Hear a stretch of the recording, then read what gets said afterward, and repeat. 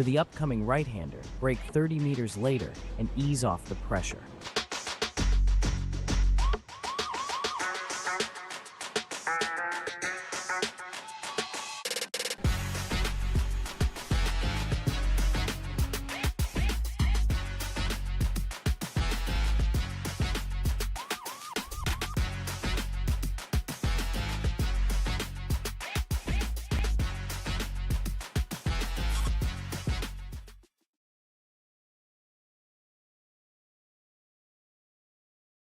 Are you spending a lot of time looking for setups and struggling for faster lap times? Are you tired of searching online for answers? Would you like to get setups, analysis and tutorials from some of the best sim racers in the world like Ralph Alla, Mitchell de Jong, Martin Krunker, Josh Rogers and many more? If so, virtualracingschool.com is the answer you've been looking for. VRS data packs provide hot laps from our professional coaches for you to analyse and replicate. They provide tutorials that walk you through the fastest laps and what the pros did to achieve the best times. And they provide the setups you need to ensure your car is competitive in both oval and road racing. If you're ready to get faster and reach more podiums sooner than later, just go to virtualracingschool.com and sign up for a free account today.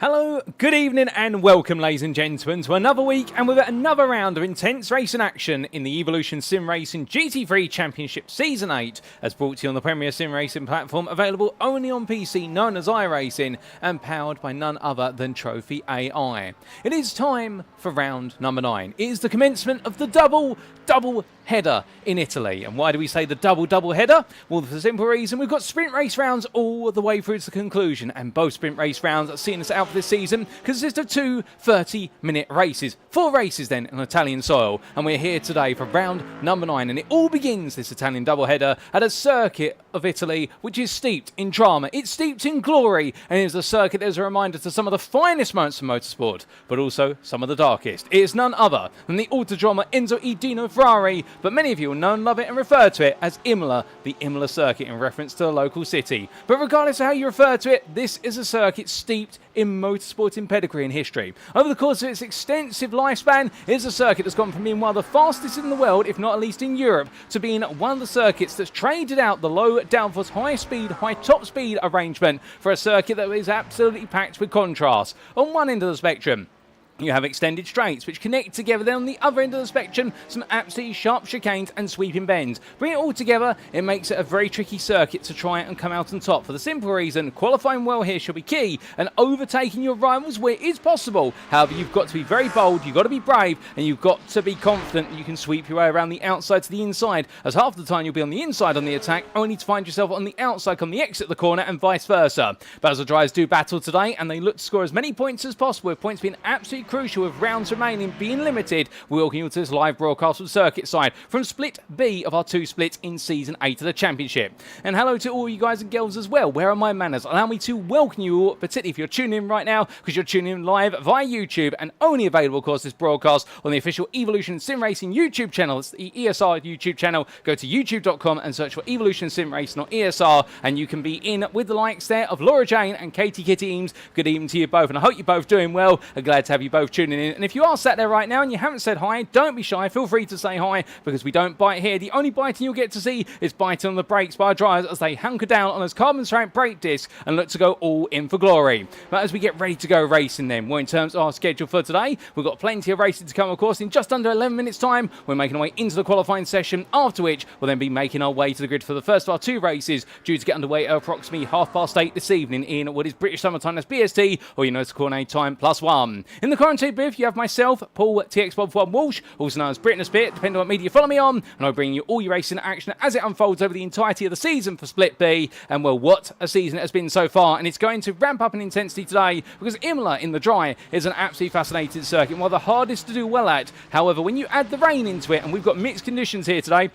With rain currently falling on the circuit, but I believe it stopped for a brief moment, but it could be back at any time. Well, these changeable conditions are only going to shake things up absolutely monumentally. But as we head into tonight, well, we need to recap the story so far and what we've still got lying in wait, because there's plenty still to come.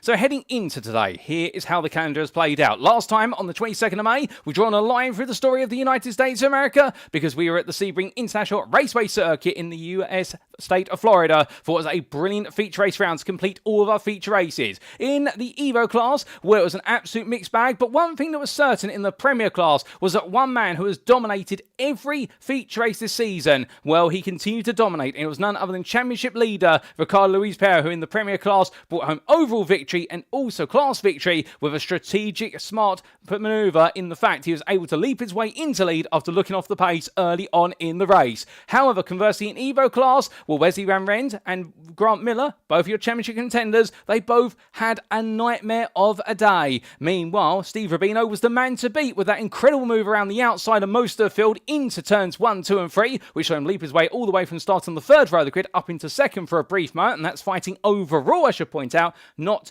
in class. He was a world apart in his own class, and in the end he settled for victory, but Andre Montine was the driver who roared his way through to take the runner-up spot on the podium, and therefore right now the Evo class is looking ever closer. But we'll come on to the point shortly, because we need to make a point here first, and that is as we head into this round on the 29th of May today. Well, it is the Imola Grand Prix circuit that plays host, and after today it'll be more settled conditions, but nothing is going to be quite settled until we see the final checker flag of our two race at the Monza Grand Prix circuit, because in round number 10 on the 5th of June in a week's time, that's where we bring the curtain down. The sun will be shining, but the Italian Temple of Speed will also be shining bright, and we'll expect the roar of engines all the way through to the concluding lap of racing. But as we come into this round then, let's recap the championship standings, and as we can see, start off the Premier Drivers' standings after 8 rounds of racing. The best part of 12 races so far is Ricardo Luiz Pereira for Vulcan Motorsport Silver, who continues to lead, and right now can anybody stop him, given the fact he's extended his advantage to 81 points over the ever-swinging back-and-forth battle for second place between Simcast Racing UK's Christopher Starsmore and Z-Axis Simsport's Mathew Croft. Croft last time out, he didn't have a difficult day at Sebring, but he wasn't quite on the pace of the top 4, and therefore he had to settle for a 5th place finish, and therefore he's now got to try and fight his way back versus Simcast Racing UK's Christopher Starsmore, who in turn, second place in the end, despite leading the opening stint of the race at Sebring. But strategy is where Luiz Pereira was able to leap his way back into lead, and after that, nobody was able to catch him. In 4th, we have Nick Stubb. Another great result at Sebring, 4th place, and the Vulcan and Fasters by Glass Tech Racing Drive continues to move forward, but noting right now he's got the encroaching presence of John Ludbrook there for Carme GP2 Porsche, and that's the fight for 4th place between those two. But you also consider Peter Duke for DDK Racing Team P, an unfortunate incident in the opening stage of the race at Sebring saw him retire early on when he was looking for a potential podium fight. It all went wrong. Meanwhile, outside the top 6, James Howarth in 7th for DXT Motorsports. A 3rd place finish at Sebring, and a very deserved one that for the Mustang on its home soil, and we're expecting plenty more for him today as he tries to get the hammer down in the V8 4-pound machine. And then we do have James Bostock there in 8th place, only a point behind, and wasn't quite on the pace of his contemporaries for Carme GP2 Porsche, but then again we've seen him go very strong in these mixed conditions, and could he spring a surprise and move his way closer to the top 6? Well, if not, he'll have Jan Osberg for close company for Nifos at Glass Tech Racing, and then we do have Scott Kostrich there completing your top 10 on 213 points, 10 behind Osberg, but in turn only 5 points ahead of Vincent Loder. And unfortunately, I do believe we're not going to be seeing the sim racing team Lowlands 2 driver on the grid tonight, which is a shame because we'd love to see him give it his all, particularly after those brilliant races at Le Mans only 2 weeks ago in the treacherous conditions. Jim Fox, meanwhile, rounds out your top 12 for the Premier class, and the Suma GP2 Porsche driver right now is looking to try and break his way back into the top 10 if he can, or has he left it too late in the day?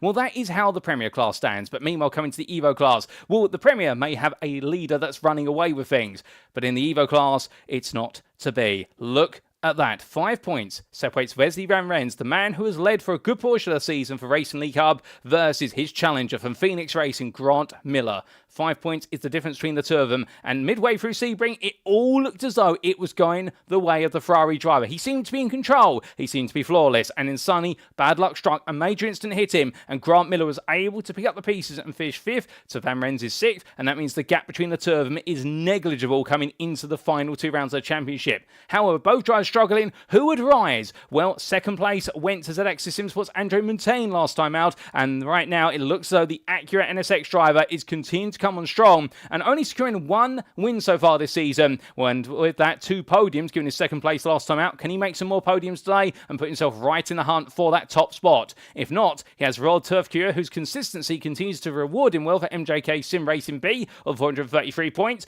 But look there as well in the 5th, having picked up another win, finally getting things on track. Hovo Racing Steve Rubino, who is absolutely incredible at Sebring, and will sing his praises all the way to the end of the lifespan of the Sebring circuit, because he really was the man in the Sunshine State of Florida who delivered a strong performance. And could he become a big factor right at the end here and be the man to beat in terms of this class, and therefore deprive our championship leaders of the right to chase victory? Where Silas only going to make it harder for them, but behind him by the best part of 30 points, it's Rob Gregg for Moonshiners Racing Club, or 24 points to be more specific, and the MRC driver.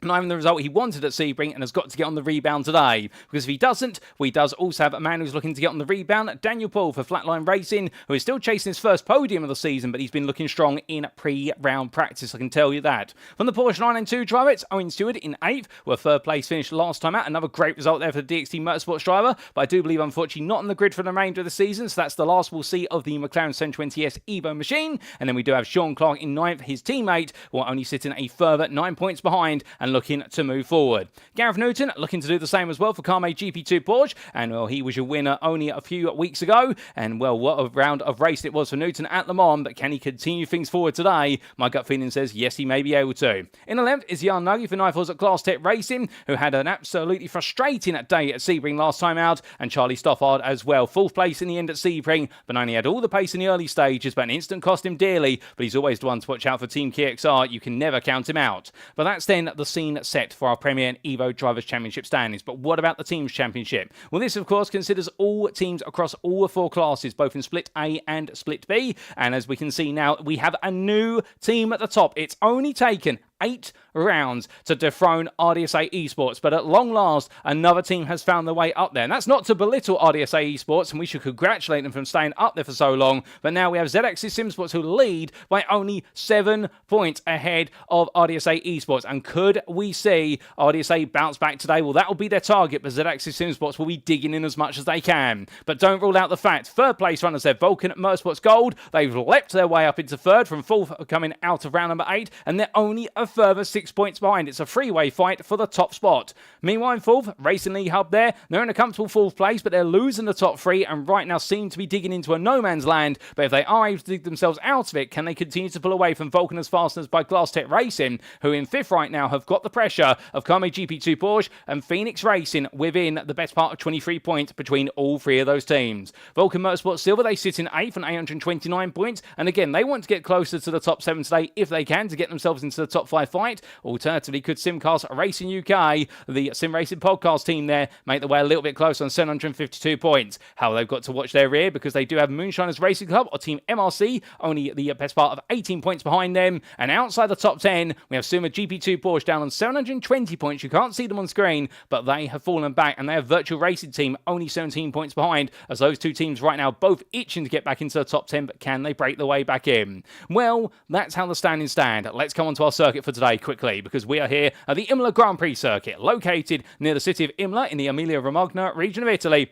Spanning 3.05 miles or 4.90 kilometres, depending on your preference of units, and consisting of 17 corners, this is a circuit that is absolutely steeped in motorsport in history. And where it be the tragic day of, I believe it was 1994, the tragic race weekend of Formula 1 in 1993 that saw the passing of both Roland Ratzenberger and Ayrton Senna on the Saturday and the Sunday, respectively. Alternatively, the place of glory, where Fernando Alonso, in his challenge versus Michael Schumacher on his way to his first Formula 1 title, was able to put one over the Michael, as he was known. Well, this is a circuit where there's been glory and drama in equal measure, and could we expect plenty of that today? My gut feeling says yes, we can. But as we come into this round then, well, that's enough of regaining the standings and also the circuit. Let's come to our circuit, because that's what we want to see is racing. And right now, who is looking quick out there in these tricky conditions? Well, it does look as though right now our drivers are all still trying to get themselves acclimatised. There's no rain falling at the moment, or if it is very fine rain, and therefore it's not going to be that easy to see. But what we can see is Jan Osberg right now, the man, the smiling Swede, speed, who's had a very frustrating season. The fact when he's been looking good, it hasn't been quite enough, and when he's been looking great, well, suddenly bad luck has befallen him.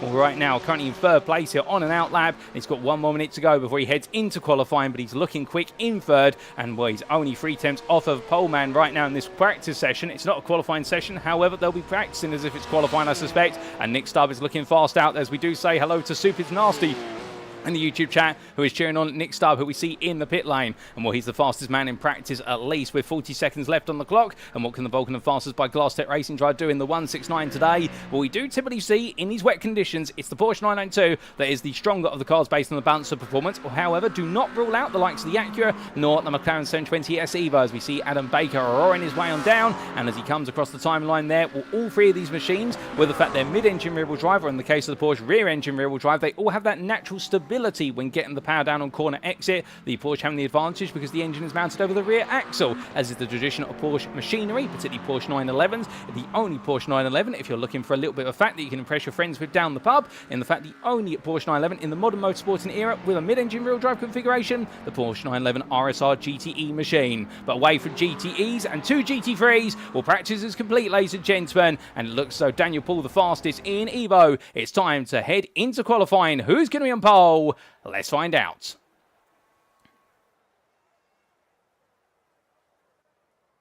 So as the circuit falls silent for a brief moment and suddenly will roar to life, well, qualifying is go, go, go. All drivers will have 15 minutes, and that does equate to 1 out lap plus 4 flying laps in which to get their best possible time in a closed qualifying session. So for the uninitiated, what does closed qualifying mean firstly? Well, it does mean that all of our drivers have an isolated instance of the circuit available to them. So you'll see all our drivers make the way out and there's nobody else around. They have no worries about traffic. They don't have to worry about traffic manager or indeed being impeded at any point, and therefore they can just focus on delivering the laps. But of course, that means everyone has the pressure to set the ultimate lap as quickly as possible. But 4 flying laps plus your out lap, you've got plenty of time to try and see where the water is on the circuit, see where the tyre temperatures are, and get yourself to that optimum lap. But some drivers, they opt to take this qualifying session as a progressive one, where they do the out lap and they have enough fuel after that to do 4 flying laps back to back and gradually build themselves up from, say, 70% for a banker lap to 80% to 90% to 100%. Whereas others decide, do the out lap, then the first flying lap is essentially a second warm-up lap or a secondary out lap, and then it's their second flying lap, which they do as a banker.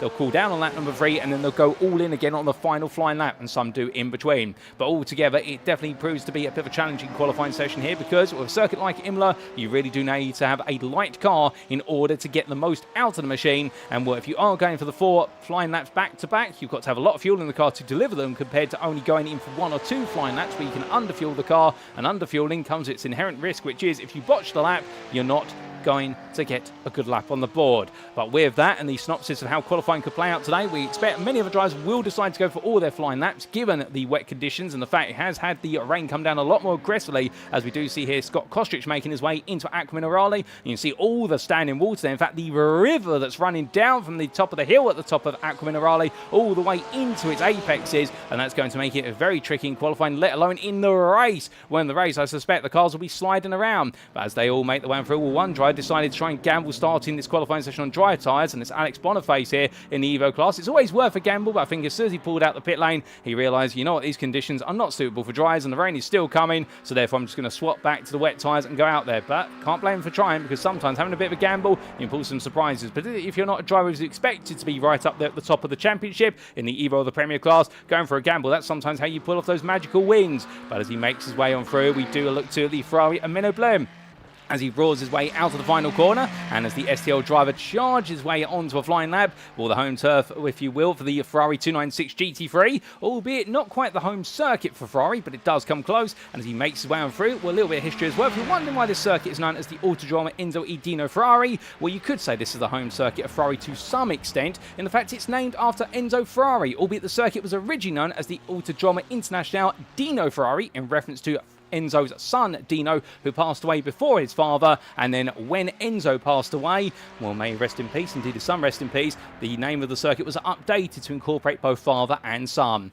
But as we do see Blum make his way between the apexes there of Villeneuve and roaring his way shortly in towards Piratella hairpin, and you'll notice he's going to take a nice wide line on entry. He's not going to get too close to the apex curve because all the standing water there, just roaring his way around and trying to get it all together. But as he does so, we say hello there to Dean Sheesby, not on the grid today, unfortunately, is the Moonshiners Racing Club driver, who we do miss and is accurate. We always know he loves to put on a great fight in it, and asking the question how the Moonshiners getting on. And we'll try and find some of our Moonshiner Racing Club drivers very shortly and see how they are getting on, as we do see Stuart Rice, meanwhile, making his way along there. And right now, just carrying on through. And he was saying to me in the build-up to today that he wasn't quite looking forward to this round of racing, was Stuart Rice, as he made his way to the Imola Circuit for the simple reason the conditions are proving treacherous. He's not a huge fan of Imola by default, and he's been struggling with the Acura in general this season as well. So it's an absolutely wham-bam, thank-you-bam combination in the fact treacherous conditions, a circuit he's not fond of, and a car he is struggling to get to grips with, and will not the ideal setup you want to have going into today. But still, he might be able to pull off some magic. Indeed, any driver can over the distance, but one driver who's definitely been pulling off some magic so far, at least in practice, has been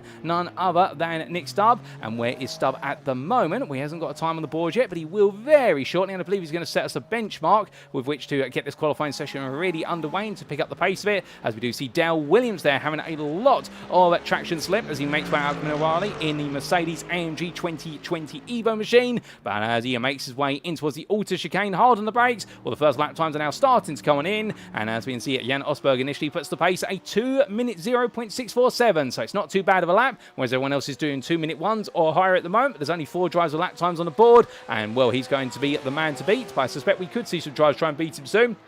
Albeit I do believe Nick Stubbs' lap was invalidated due to an off-track, so therefore Osberg right now keeping it within the limits, and track limits at Imola are also a pain here in general, not just under qualifying but also in race conditions, and the fact there's plenty of exit curves. But the thing is, you'll feel that you want to run out wide, as we will see there an example where Osberg runs all the way beyond the white lines, the runoff areas there. You're allowed to put 2 wheels on them, but putting all 4 wheels on them, and that is a big no-no. And add to the fact these chicanes around here, particularly the Alta chicane, the fastest way for it is to essentially mount the 2 apexes, the 2 apex curves. But if you're too greedy with those curves, firstly it could cause the suspension to bottom out and it will eject the car sideways across the circuit. But secondly, what can also happen is you pick up an invalidated lap for an off-track. In qualifying, that means your lap's not going to count, and in the race, where you add up enough instant points, you could receive a drive-through penalty. But more times now starting to pull on in, and as they do, well, Daniel Poole right now, no pun intended there, as he makes his way down towards the Villeneuve chicane, will turning in nice and early. They're very sensitive under rotation, it must be said, is Daniel Poole in the number 82, who's looking to be the fastest of the Evo drivers. But immediately Wesley Van Rens says no, he's not, because I am for Racing League Hub,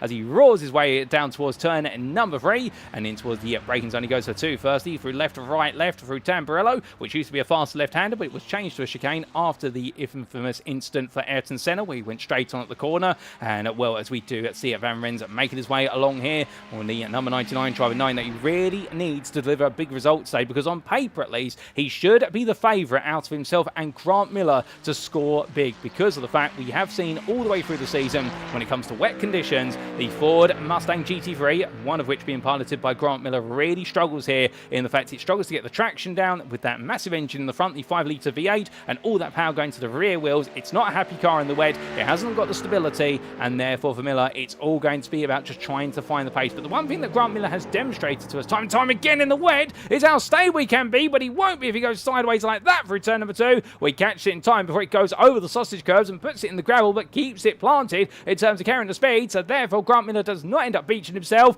Well, that was a very hairy moment then, Grant Miller just seeing how far he could push, but as he makes his way along, it's not quite worked out so far, but he's got plenty more laps to go, and we're already halfway through this qualifying session as he goes on to his second flying lap. But as he comes on through, here we see one of the Moonshiners Racing Club drivers of Liam Fraser. Lovely gentlemen. I've had the pleasure of meeting both members of the Fraser family in person who are on the grid, and I can tell you one thing, absolutely lovely guys to see, and indeed all that positivity goes into their racing week in, week out, as he roars his way through the Kinker 16 and on towards 17, and the turn 17 being at the start-finish line. As he crossed the timeline, Liam Fraser moves up to 13th place now. Good lap there, a 2-minute 1.820, but as he heads down towards the Tamburello chicane this time around, heading in towards that braking zone, what's he going to be able to do this lap around? Well, he's now onto his 3rd flying lap, so if he has got quite a bit of fuel in the car, he will have burnt it out, and at this point he should now feel as though those tyres are starting to get warm, and therefore he can really begin to attack in the Porsche 992. But I think all the drivers will at this point. But as he heads on through, we look back to another Porsche driver, albeit we should say we look up to a Porsche driver, because this is the man who's currently on provisional pole overall and in the Premier class, and it's none other than Nick Stubb, as he makes his way out of Avatsa 1 and Avatsa 2, and as he does so, we ride on board here with Nick Stubb for a flying lap as he takes us across the checker flag line. as he roars his way onwards then flat out all the way, currently in 5th gear, gradually building up the speed. They have a lot of rearing on the car, so he'll only very gently build up speed here, heads into 6th, through the kink of 1, and now over to the right hand side for turn number 2. Braking here at approximately 200 metres before corner apex, all the way down to 2nd gear, gingerly turning left into right, just gently rolling on through the corner, and will there be much more aggressive in the drive, but here he's making sure to just keep it nice and tight to the apexes and manage those puddles as he heads now up towards Villeneuve. Bring the car over to the right hand side here, and he'll turn in nice and early. You'll see that puddle water in the centre already. He wants to avoid that, does so well. Now through the right-hander to complete the chicane, and coming out of the corner, it's now up into turn number 6, and that is going to be in towards Piratella. Now going deep here into the hairpin, intentionally to avoid the standing water. He's going to turn the hairpin into a V-shape approach and gets the power down on exit. Keeps 2 wheels within the white lines. A lovely run there from Stubb as he now heads up towards the very challenging corner of the left-hander and rolling his way through. This is Piratella corner, the hairpin's Tosa, and him through Piratella corner, down to 3rd gear, lets the car roll out there to left-hand side wheels, still in the white lines just about, that's how wide you can run. Stubb absolutely nailing it, and now down to Aquinarale, braking very early here, down a gear, and now just gently bringing the car to the right hand and not using too much entry curve on the left-hand side to avoid the car being pulled straight on, as he makes way up the hill. Well, Stubbs absolutely nailed it, and now heading into the auto chicane. He's not got long to go, he's in the final third of the lap, braking there 80 metres from corner apex, down to 2nd gear, straight lines between the 2 apex curves, avoids the big puddle conglomerating on the outside of the apex of turn number 14, and now down the hill he goes here as he roars his way in towards Ravazza 1 and Ravazza 2, through the right hand kink and onto the brakes, and as he does, puts the car in the middle of the road, then gradually brings it to the outside there to open up the corner as much as he dares, with a flying water down the hill through the first part of Ravazza, now into the second part, taking a lot of apex curve there. It means he's going to be compromised on exit, but he does get the power down eventually. And what's it going to be for Stubb this time as he heads towards the line, where it hasn't been a perfect lap for Stubb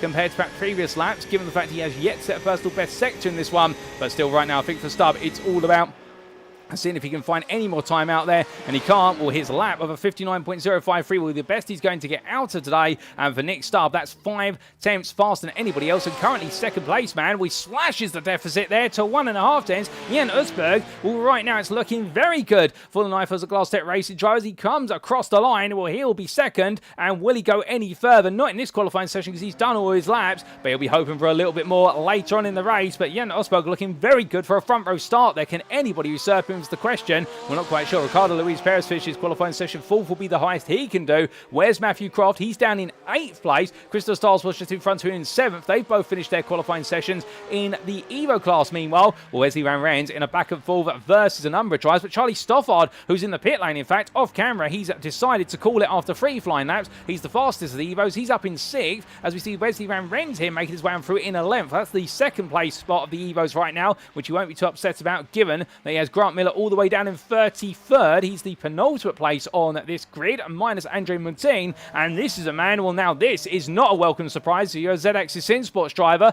indeed a fan, because right now Andre Montaigne has yet to get a valid lap on the board. This is going to be his last lap of this session. Can he get a lap on the board? Because if he can't, well, then right now the man who was really bringing himself up through the field to potentially become the 3rd player in the championship fight in the Evo class, he's going to give himself the hardest job in the world here at Imola to try and carve his way through a field, because overtaking comes at a premium here, and what in the wet conditions it's only going to get tougher. But as he makes his way on for the auto chicane, well, right now can he just get a lap on the board is the question, because if he can't, it's going to be a nightmare as he roars his way onwards. We're 12 minutes through this qualifying session, 3 to go, so therefore he's got time to complete this lap. He doesn't need to put himself under any mental pressure, albeit I can imagine right now the mental pressure definitely is taking a tax on him, for the simple reason that without any lap, and this being his final lap, if he gets anything wrong here, then it's not going to be a happy start to the day. As he makes way to Ravazza 2, onwards he'll go then towards the timeline, and presumably this is a valid lap. We're about to see then Andrew Montaigne as he comes across the line. Well, no lap time set as of yet. He's got a long way to go if he wants to put himself on Evo pole, and in the end as he crosses the timeline, 26th will be the best he can do. A 203.284 is a respectable lap, but that is a long way over the pace set by Stoffard by comparison. Charlie Stoffard in the pit lane currently, was he's parked up there, the McLaren driver, ahead of Daniel Paul by only 3 tenths, and it's a further 1.5 tenths to Wesley Van Rens. It's been incredibly close as we do show you those class positions. Still some more lap times coming in from drivers.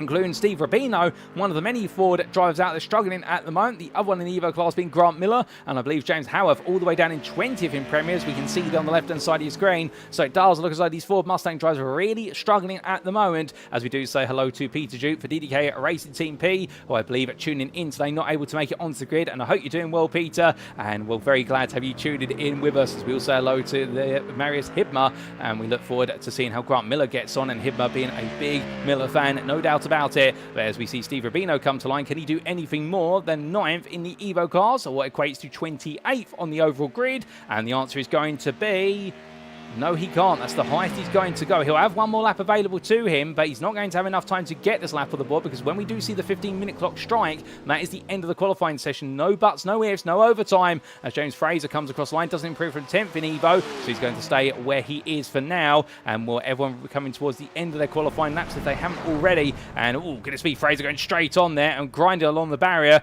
And, well, he'll know that qualifying session's done. They'll be able to get the car repaired before he does go green flag racing, or at least he'll be hoping so, because if not, that car's going to be out before he goes racing again. But as we do see Steve Rubino going along, and James Howarth a little bit further up the road, very sideways there, coming into Aqua Minerale. Well, right now, the DXT Motorsports driver, if 29th is the best he can do in qualifying, well, he'll be praying that the circuit's going to dry up at some point in the races, because otherwise this is going to be a day of damage limitation, and not the way he wants it to go whatsoever, because right now it is only the Ford Mustang drivers who are out there, I believe. In fact, Stuart Rice is out there, but he's on a cooldown lap. He'll be coming into the pit lane shortly, because he has used up all 4 of his flying laps. He's on a 5th lap right now, which will see him come to the pits, and I think he'll be using that as a little bit of an experience lap to see exactly where the grip is if it hasn't worked out for him in qualifying. But Howarth comes on down then into the braking zone for Ravazza 1, and as he does so there, tiptoeing his way through the opening apex and in yet a big slide there. Pratty coming to a standstill at Ravazza 1, and he's just not happy with the way the car's behaving here in the wet, and who could blame as he makes way Ravazza 2. Well, that's a smooth run out there, but with that slow run for Ravazza 1, that is going to practically kill all the time he's gained on his personal best, and he's not even going to see the end of qualifying, ladies and gentlemen. Well, that is qualifying complete.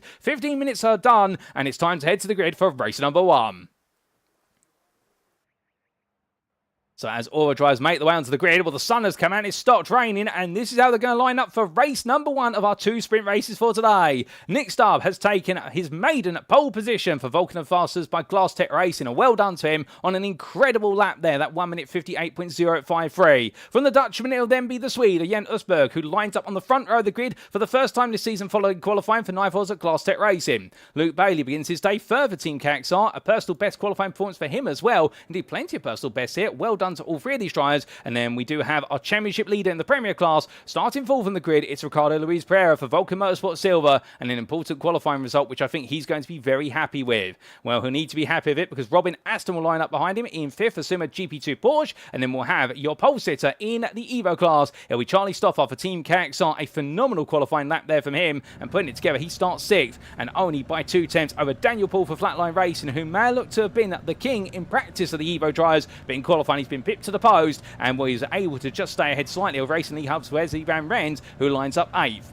Then in 9th, it's Christopher Starsmore for Simcast Racing UK, and his championship rival for 2nd place in the Premier Championship, Mathew Croft, begins his day 10th on the grid for Z-Axis Sim Sports. In 11th, it's Ross Norsworthy for Simcast Racing UK. He'll back up his teammate and look to get into the fight. Then he's ahead of Rowan Milton, who starts 12th for Phoenix Racing. And then Adam Baker starts off your 7th row of the grid for LS Racing B, and he'll be in the company of Evo driver Rob Gregg for Moonshiners Racing Club. And Rob going under the radar, but a great qualifying performance from him. He'll be happy with that 7th row start. On the 8th row, starting 15th, it's Liam Fraser, his teammate from Moonshiners Racing Club, and then Sim Racing Team Lowlands Mene Blem begins his day in 16th. Danny Veer starts 17th for DXT Motorsports ahead of Craig Tillerson for Verano Academy, and the Corvette driver having a good qualifying performance there, his best qualifying performance of the season, I believe, or he's come close to it at least, and the Briton starting on the 9th row of the grid. Just ahead of the 10th row drivers are Jan Nagy for Nifos at Glass Tech Racing, and Dale Williams for Vulcan Fasters by Glass Tech in the Mercedes AMG. Well, good job from him to get 20th out of it, a very tricky car in the wet, and he's made it work.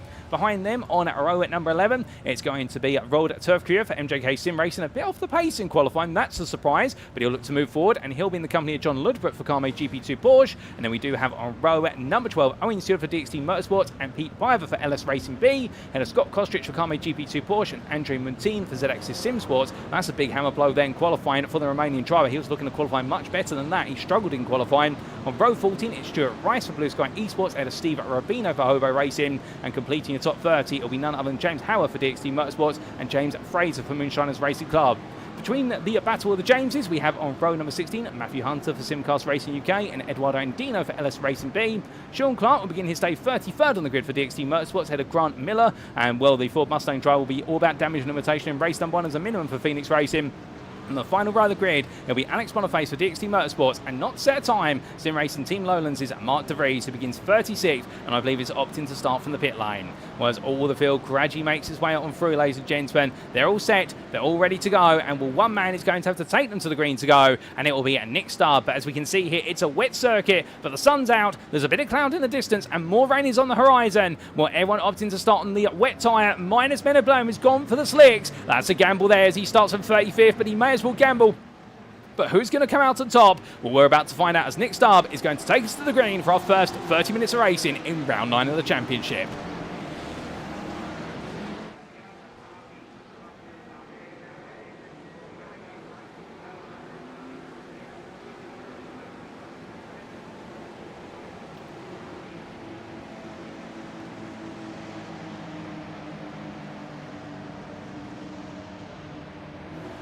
And it's go, go, go for round number 9 as Nick Stubb leads the field away. It's a good start from Stubb as Osberg battles with Luke Bailey behind. Bailey tries to get the jump, but not able to make it count as from the 3 Porsches, then the Acura of Ricardo Luiz Pereira is looking around the outside, but as he roars his way into the opening chicane, very close there, gets very, very tasty. Oh, going to spin that sideways there for Robin Aston as he gets collected alongside Charlie Stoffard, but they both survive it. Stoffard carries on there, and a big scare for both drivers, but as they roar their way in towards the Villeneuve chicane, no change between the two of them at the moment. At least as Stoffard looks to go around the outside, 2YB backs off. Further back, Rob Gregg side by side there with Danny Veer. Veer in the end of the DXT Motorsports Crayola machine backing off around the outside of Villeneuve and letting the MRC machine move forward. Gregg therefore gaining a little bit of time on circuit as he makes his way up towards Tosa. All the field safely on through the opening few corners as they all stagger their way in towards the turn 7 hairpin. Onto the brakes they go. There's Owen Stewart looking around the outside of Andrew Montine to hold him off and trying to get a good run on Scott Kostrich. Almost does so, but Kostrich slides his way in front, and just in front, that's 3 wide there coming up towards Pirotella Corda, but Road Turf Gear will clear the side-by-side moment with John Ludbrook for a brief moment. Ludbrook tucks in front of him as we can see up there young Nuggy getting clear as well, and they're able to survive that one as they come through the left hand and down in towards Aqua Minerale. But very quickly now it will be at single file formation. As we do see a run wide there from Steve Rubino as he battles with James Fraser. Fraser getting ahead there, moving up into 8th place in the Evo class. A lovely start from Fraser, 2 places gained, and Rubino dropping backwards as that's going to be Owen Stewart who's had a big sideways moment. Coming for Aqua Minerale, he's going to drop down the order. Fraser gets ahead, but Rubino not able to get the traction down and therefore can't capitalise on the misfortune of the McLaren driver as they head in towards the altered chicane for the first time. But onto the brakes they go, and everyone right now itching for a move as we can see there. Daniel Paul trying to fight his way past Eduardo Andino, gets it as we can see Grant Miller as well as in the foreground, making his way past the Simcast Racing UK Ferrari of Matthew Hunter. So Miller, whilst he struggled in qualifying, he's starting to get that Mustang up to speed quite quickly here under race conditions. Perhaps the fact there's no rain falling on the circuit, and therefore the circuit's drying, it's just giving the Mustang a little bit of confidence, or at least Miller some confidence. But as they come down into a Ravazza, well, Hunter right now falling backwards, not going forwards. And meanwhile, the man who started on the slick, we opted to come into the pit lane before he even got to the green flag. Menno Blom went back onto the wet tyre, understandable, and well, it's a gamble that didn't pay out, and therefore he's going to have to push forward. But after one lap of racing, it's Nick Stubb who leads. I mean, well, oh no, that's gone very wrong, and that is Jan Osberg around. Does he avoid the wall? Yes, he does. He gets it turned, but what exactly sent him around is the big question. We'll try and get an understanding of that very shortly, but that is a big moment there for the 199 driver and drops him all the way down from the podium places into 7th place, 5th in the Premier class, and he's going to be absolutely fuming. The bad luck strikes again for the 199 Porsche, and as he roars his way through Villeneuve, we're getting very aggressive as he runs out the corner. Some would not run as wide as that, but he feels confident he can do. But I think right now that might be adrenaline taking over, and understandable there in the fact that right now he wants to get back on top of things and doesn't want to let the Imola Circuit get on top of him. But as he heads up the rise, he's going to battle with Vezi Van Rens, and Van Rens right now will not want to fight too much here, understandably, given the fact he's got a championship that's on the line. But as they come in towards Pirotella Corner, I think it's not going to be a question of if, but when we will see that opportunity come here for Osberg as he looks one way, then the other, and Van Rens right now keeping the car right in the middle of the road as they head to Aqua Minerale, really trying to send a message here to Osberg, which is, look, I'm going to hold my line because I need these positions. I need you to act as my buffer as they come out of Minerali, and that's very close there. A big wobble for Van Rens. Was there contact? I don't think so. And Osberg right now so impatient to get on through. He wants to go chase it after the top 5. He knows he's got pace as they all queue up behind. But as they go right into left here, well, right now it'll be single file for a brief moment as they all hop, skip and bounce over the Alta chicane, and we're all in the way now down towards Ravazza.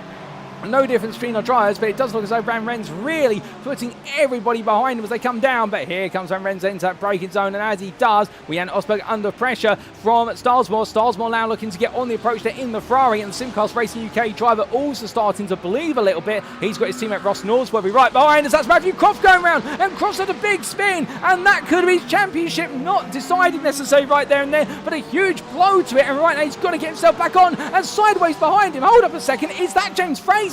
Yes, it was Fraser almost going around there, but Fraser collects it together right at the last moment. But goodness me, that is hot in mouth stuff for both Croft and Fraser. Fraser gets away with it comparatively, but for Mathew Croft, that puts him all the way down to 22nd from running inside the top 10. You couldn't make this up. And Imola right now, it's proven to be an absolute thorn in the side of a number of Porsche 992 drivers and some of our big championship contenders. Steve Rubino continues to try and push his way forward. He hasn't really gained any place in class so far.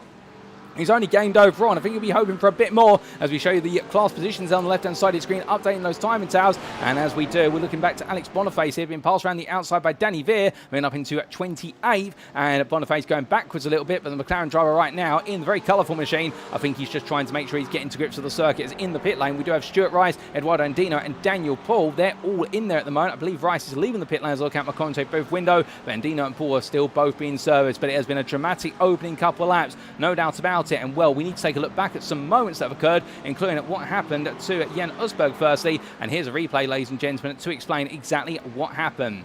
Now, of course, he was running at the time in the hunt towards the front of the field. Into the braking zone he went. He was in second, and the rear just letting go there into Tamburello, and in the end could not get it stopped. Did very well to avoid it going to the back and to spin it around like that. Jan Osberg not giving in this time, and great to see. But look at the damage that was done there, just losing all those places. And well, if you were to look at it from Ricardo Luiz Pereira's perspective, this is what he saw with Osberg, and at this distance he'll see the spray, but watch as Osberg turns into the corner of the rear, lets go immediately, and Pereira goes, okay, hold your line, go to the right of him, and he is gone. But meanwhile, whilst that happened, we also did have the spin from Mathew Croft only moments ago, and well, what exactly happened? Well, before that, we need to come to an instant for Daniel Paul, and this was Daniel Paul coming out at Aquinarale, I believe. Up the rise he went, and on the other side, that's Stuart Rice. Oh no, that's Stuart Rice coming across the road, and the camera angle not being too obliging there, and Paul going back across the road. Oh my good lord! And that was then, I believe that's where Andino came into the scene of the instant. Can we get on board to Eduardo Andino? And the answer is yes, we can. So this is what Eduardo Andino saw in the LS Racing B McLaren.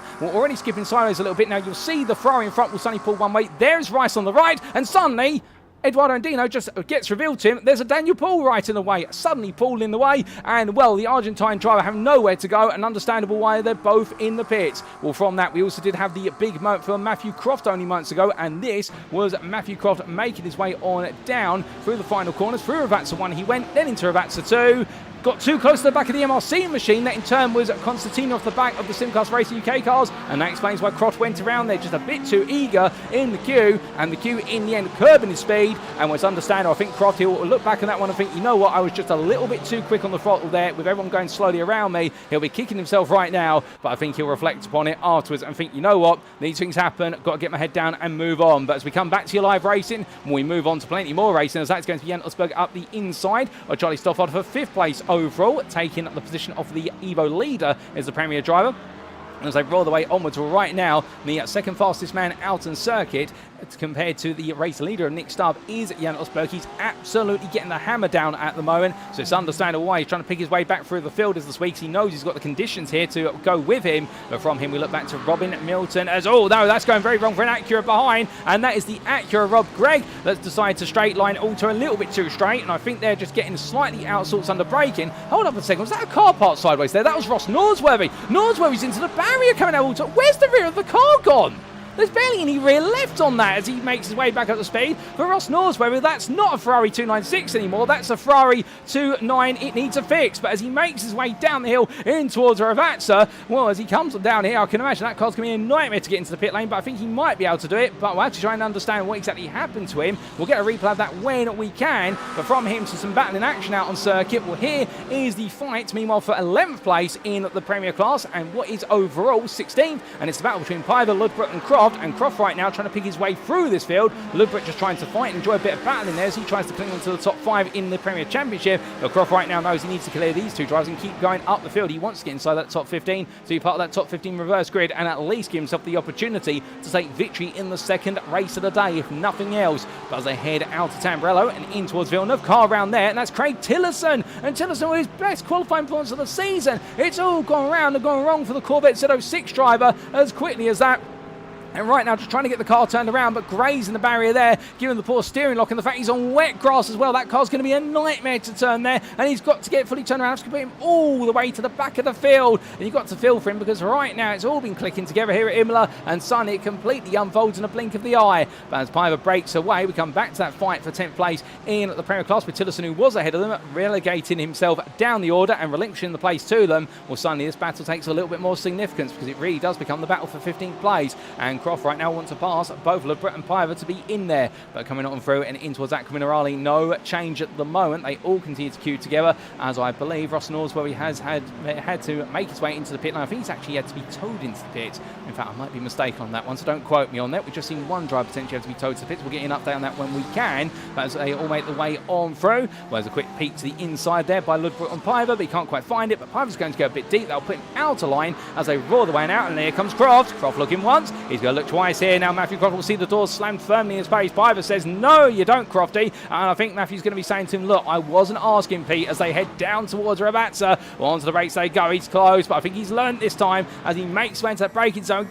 Very close there as they go over Ravazza. Well, Croft's going to think about it. He really thinks about it. That's going to be Piver running a little bit deep. And as a result, it'll be a compromise line now. Now Croft will get all the speed he needs coming out the corner. But in the draft here, well, the problem is he'll get a lot of spraying. Now he needs to sight himself and position himself accordingly as they power the way along in towards turns 1 and 2. Through the kink of 17, then across that timeline. We've still got 20 minutes of this race to go. Croft's so close right now. Surely he's got to think about the move on the inside. Piver's going to defend hard and harder into the braking zone. They go on those anchors, and each and every time right now, Croft's got to be inventive. He's got to find some magic here. But Pete Piver right now, he may not have the pace, but the one thing he's definitely doing is frustrating everyone. But here comes Croft. He springs his way over Tamburello. He's going to look up the inside here as they head towards Villeneuve. He's not going to back off surely this time. No, he well is not as they roar the way left into right, and Piver absolutely huffs in his path, but in is blown down by the absolutely staggering attack of Croft. Meanwhile, that opens up the door. Now John Ludbrook looks for an opportunity, but can Ludbrook find a way? No, he can't. With Scott Kostrich queuing up behind him as they come on around. But looking back to those overall positions on left-hand side of your screen,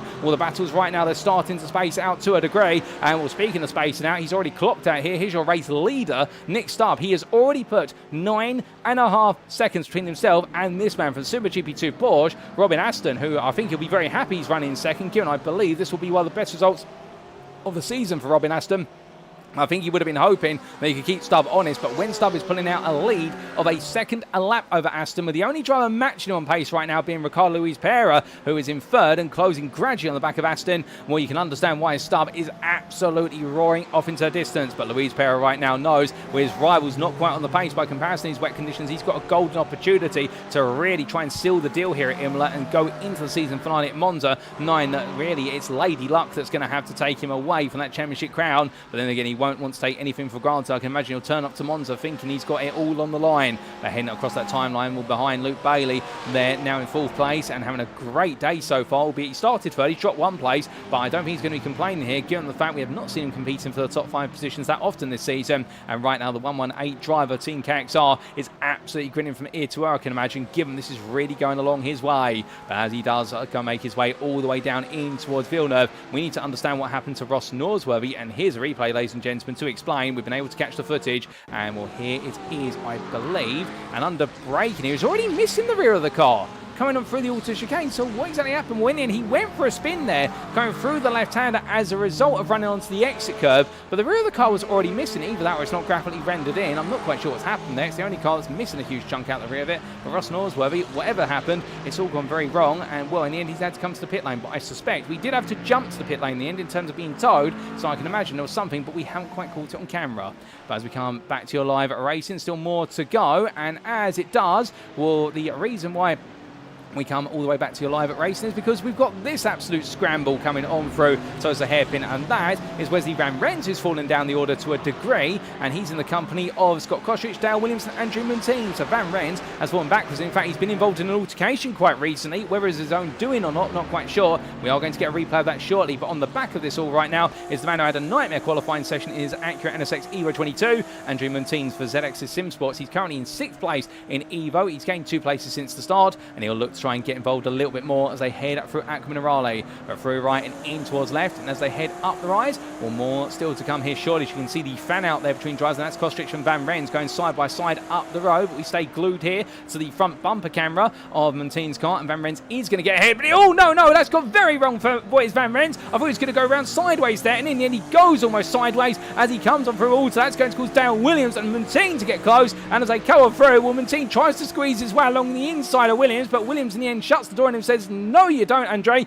I've got this place under wraps. And as they come down to the braking zone, well, Williams is going to go deep, Van Rens goes deep, and Montine's not quite close enough to try and get involved. But all these drivers right now really pushing each other to the limit. I think Van Rens might have some damage on that Ferrari because he's struggling right now, or if not, he's blistered the tyres at some point in terms of overheating them. But as they head onto the start finish straight, here comes a move then for Evo position. This is going to be Montine on the inside of Van Rens, at least through turn 17, and across the timeline they go. Now it'll be to the left-hand kink of 1, and then down into the chicane that opens up with a left-hander at Tamburello, and coming in towards the left-hander. Montine not quite close enough to look for the move on the inside, but he's going to go around the outside here. Van Rens is going to defend. Montine's given the space to breathe. There's contact between the two of them. They just about survive it as they make their way through. Pete Pivercue's up behind and says, what's going on here? And what's going on is that Van Rens has just lost a position to Andrew Montine. A brilliant battling between the two of them. It did get a bit physical, and Van Rens is going to lose another place now overall. Or is he, as Van Rens digs in here from the left into right and says to Piver, no, you're not coming through. And the McLaren driver absolutely in the end with a little bit of a squirmy moment there under power with some power oversteer up the inside into towards the hairpin, but it's too tight on the apex. There's standing water there, and Piver can't quite get it done, and Indian has to settle back in behind, but brilliant battling, and there's more to come as Dale Williams now looking for an opportunity here versus Kostrich. This is for 12th place in Premier, or what it is 16th place overall, and as they come down through Piratello this time, well, Scott Kostrich getting the move away, and therefore not under any more pressure, at least at this point in the day. But from him, let's come to another Evo battle, and this is Jan Nagy trying to chase after Rob Gregg, but unfortunately he's got to play a bit of rear guard action here as the Nyforce Goldstedt Racing drive, because he has got Mathew Croft still trying to siphon his way through. Now Croft is up into 13th at this point, so you can understand that the 1-1-3 drive at this point, any place he gained, he's just trying to gain some more points off the Premier drivers. Albeit the next Premier driver is Adam Baker, as he looks around the outside here is Evo contemporary Nagy trying to go for a Vatsa 1, and Croft in the end having to work hard around the outside, but Nagy not making it too difficult for him, and pretty much saying to him, look, if you think you've got the confidence, just go around me and I'll just simply hold that tight line. So Croft off another place here. Of course, the less place he gains, the closer he'll be to the front of the field for race number 2, given the fact we're only 14 minutes away from the checkered flag. How the flip side of the coin is, I don't think Croft can afford to be complacent. I think he needs every point out there, so therefore his game right now will be to chase down Baker and then see if he can hunt down Milton, Fraser, Osberg and Starsmore all close together, all in the run up towards 6th place overall. But as we look to those class positions once again, well, it's definitely been a very challenging race so far at the Imola Circuit in race number 1 of the day here for Split B in round number 9 of season 8 of the Championship. And as they come along right now, everybody continuing to keep it together. And well, speaking of drivers doing well, Rob Gregg, here is the man currently 2nd in Evo class, and right now he really is driving an absolutely spot on race for the Moonshiners Racing Club. Looking up the inside there of a lap down Ellis Racing B machine of Eduardo Andino, steps aside immediately, and well, Greg will have Croft coming up behind him, and I can imagine the number 23 driver here is not going to put up too much of a fight. I think he will let Croft go and focus on what's more important to him, and that is bringing home this podium position with Charlie Stofford so far up the road by comparison. However, you never know what can happen all the way over the distance, but for Greg, I think he's got to focus on consolidating his assets first, and that has step being he's got a very good amount of pace in that Acura, and with the pace and with that potential podium opportunity, he'll want to get the big points on the board before this race is said and done. As he goes deep there, and I think that might be a slight mistake, Ben, and he's let it roll deep intentionally to give Croft the signal, which is go for it, Croft. And as he roars his way up towards Alta, well, that is where they'll change the places then as they head into the Alta chicane. Rob Gregg moves down to 12th, Mathew Croft up into 11th, but Rob Gregg considers that his position in second in the Evo class is far more important, and who can blame him? But as they power the way along then, we need to take a look back an instant for Wesley Van Rens. Earlier on, this was on lap number 6, and this explains how he dropped away from the top 3 fight in the Evo class. It was coming into the Alta chicane, onto the brakes he went. Now, that was Rob Gregg behind him at the time, I believe. Van Rens came on in, and well, we saw a couple of laps later, he almost went sideways over that very same apex curb, and the Alta chicane's second apex biting the number 99 Ferrari and sending it round. And in the end for Van Rens, a frustrating moment. Very easy to make that mistake even in the dry, let alone the wet. But in the wet, it feels even more annoying, given the fact that trying to get the traction down becomes an absolute difficulty. But as he makes his way onwards, we look to your leader. Now, Nick Stubb has been involved in an instant, because his gap of what was 10 seconds has now been slashed all the way down to a second, as that is Ricardo Luiz Pereira close behind. So therefore, there's been some drama right at the front of the field, and we'll try and get a replay of that when we can. Mathew Croft, meanwhile, has found his way past Adam Baker off camera. So Croft now up into 9th in the Premier class. So it is all happening everywhere at this time. Indeed, everywhere we look, and every time we cut to a replay, something new happens, as Luiz Pereira there really pushing hard in this Acura right now. Robin Aston is 3 seconds back, not really close on to these drivers at the moment. So therefore, Luiz Pereira does have a bit of space with which he can start to play around as the Vulcan Motorsports silver driver. We're coming out to Aqua Minerale, and up the rise he goes. Well, the problem is here that Stubb is not going to want to let this go, and Luiz Pereira now starts to have to play a bit of a mental weighing game here, which is what is more valuable: a guaranteed second place if he doesn't make a mistake, or chasing a win, which if he can get it, is going to give him more points and help him push that championship away. But the only problem is he's going to be facing a Vulcan Fasteners by Glass Tech Racing driver of Nick Stubb, who is not going to give an inch. And well, it's up to the driver at the end of the day, but I can imagine the Portuguese driver right now may have the team on the radio saying to him, look, push, but don't overdo it. You've got something much bigger than a race win here on your hands, and this could be very important for your championship. You can see they're having a big slide coming out of Ravazza 1, and I think Luiz Pereira really driving on the limit right now to chase down that Porsche as the rain begins to fall again. And as it does so, well, it's only gentle rain at certain parts of the circuit, including Ravazza, but that rain is going to make the circuit even more prickly to drive on, for the simple reason certain parts will feel drier than others, so you can push harder in some areas, not so in others. And an example here being in Tamburello, with this rain falling, that is going to take all the life out of this opening chicane, and in doing so right now, all the drivers will need to be careful. And where is that's a big slide there at the bottom corner of your camera from one of our Simcast Racing UK Ferraris, I believe that was one of the ones that is a lap down, or close to a lap down. I think that was Ross Norsworthy, who almost went very sideways there coming through Tamburello, and that goes to give you a visual example. But coming back to an example of some fine fighting, this is Rowan Milton trying to look for an opportunity as he heads on through the Tamburello chicane. We ride on board here with a man who's in 8th place in the Premier class. He rolls and weaves and winds his way through, but as soon as we do, well, in fact, we need to come away from this, because the battle for the lead is now kicking off in its entirety as they head up the hill, going out to Tosa, and it was Luiz Pereira on the inside of Stubb. So Stubb is under pressure here for the lead now, as Luiz Pereira looking up the inside again. Well, through the left hand they go, looking back over the top of the 169 Porsche, coming down the hill and towards Aqua Minerale at this time. So gravel there being dispersed on the right hand side tyres. So Stubb really struggling at this point to hold track position. And Luiz Pereira, I think, has already come into this race. And well, whatever ace up the sleeve that Stubb had, it's been taken from it. It's gone across the gambling table. And now the 137 Acura does definitely seem to have command of this.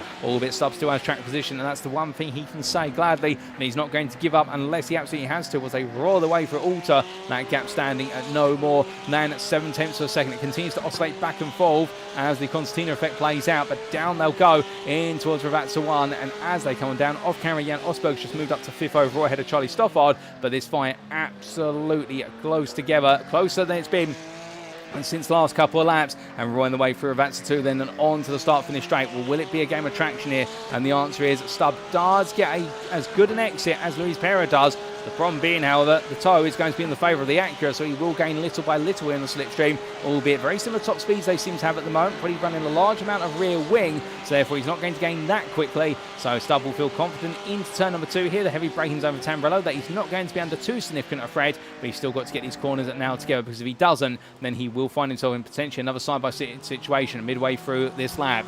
And being lap number 12, we've got 8 minutes left on the clock. Will you do the quick mathematics for an average lap time just shy than 2 minutes? If we take this lap lap. We'll then have, after this one, another 3, including the final lap. So therefore 4 laps remaining at the moment. Nick Stubb leads, but his lead has been slashed massively due to an error, and subsequently now he's under big pressure from the man who wants to try and put the Premier Championship to bed. But as they come in towards Tosa, difference to the line there, but Stubb decides to go nice and wide, nice and deep, and that enables him to carry all the speed around as we take a look back as to why he lost all of that advantage he had earlier on. Now this was back on lap number 9. Now, Stubb at the time was making his way into the Alta chicane. Is it a similar incident to what happened to Wesley Van Rens? We mounted one curve, then the other, and you could see they didn't quite mount it. And the front left tyre in the end, he scooped it up onto the sausage curb. And with the front left tyre being raised compared to all the others, a slight graze of the barrier as well. That's not going to help the right-hand side of the car in terms of the aero. But Stubb making a very minor mistake, but in doing so, going all the way around. And that's how he lost all of his advantage that he had. And as we come all the way back to your live pictures now, practically to the same corners from which we've just taken the replay, well, you can see there Luiz Pereira getting close, not quite close enough, and Stubb making a much smoother run of the Alta chicane compared to what we saw in the replay, mounting the curve as he needed to, and straight line in the steering as soon as he came off the curb. But looking further back, Robin Milton on the attack here as that's Jan Rosberg around again at the Aqua Minerale sequence. Well, that's going to cost him massively. That drops him all the way back to 10th place overall again. But let's come back to Robin Milton battling with Liam Fraser, and I think having just recently passed Fraser in the run on through Piratella down to Aqua Minerale, and Fraser won't be too upset about that, given he's on course for one of his best performances of the season, running in 6th place in the Premier class. But down they'll come towards Ravazza, and Fraser could still have an opportunity to try and get back in the fight here. Only takes one small mistake or for Fraser to be glued to the back of Milton and just build that confidence over time. But as they come through it, looking further back, that is an excursion across the gravel there of Tamburello for Craig Tillotson as Minna Blown makes his way on through, moving up into 17th in Premier, and Tillotson right now after that spin coming out of Tamburello earlier on. This race is going backwards and not forwards, but he'll try and keep his head up high.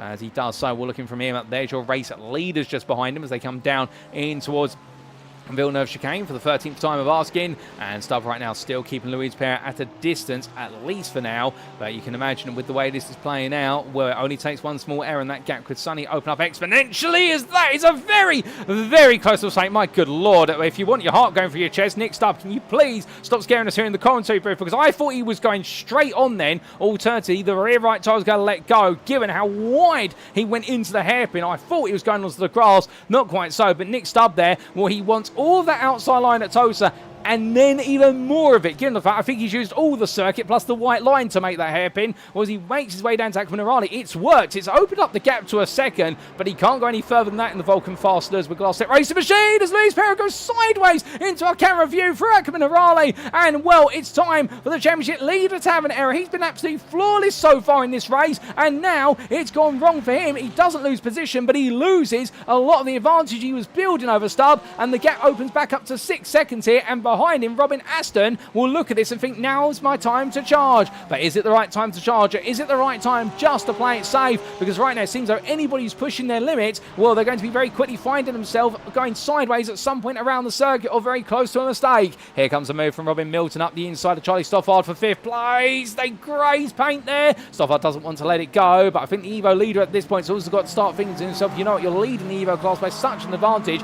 with Rob Craig being the 2nd place man down in 11th. Is it really worth fighting with the Premier drivers at this point? I think there's a tendency he wants to fight them, he wants to learn off of them, but also he's just got to rein it on in. I think he will shortly. He normally does towards the very end of the race. But the 155 driver Milton making his way through. Liam Fraser now will join the queue, albeit he's got Christoph Starsmore close behind him as we ride on board with the Ferrari 296, the 110 machine, and the Simcast Racing UK driver with Mathew Croft right behind him. Well, tell a bigger picture in the fact that Luiz Pereira's all the way up in 2nd, and then the two belligerents for 2nd place in the championship, well, they are together all the way down in 8th and 9th respectively, or 7th and 8th in their classes. And that goes to show you right now already what has been the tale of the season. Luiz Pereira has just been able to keep one step ahead in the championship and on each and every circuit, and this is happening here right now as Fraser, well, he's having a bit of a run there through Tamburello, but not the run he wanted, practically going up onto 2 wheels for one moment.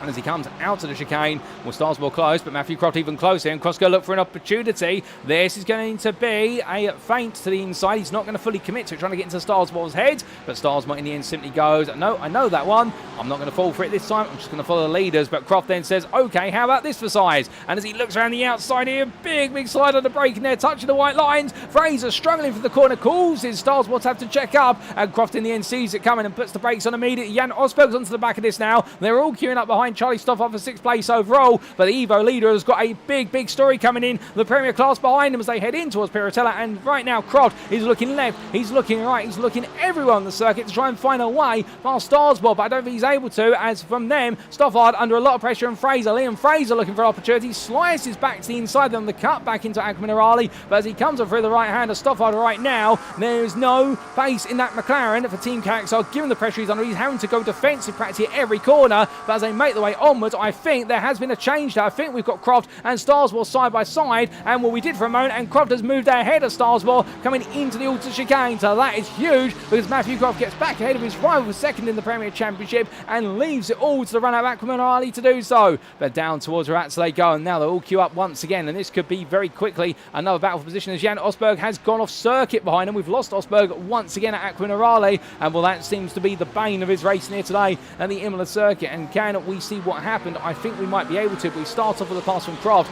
versus Starsmore only moments ago.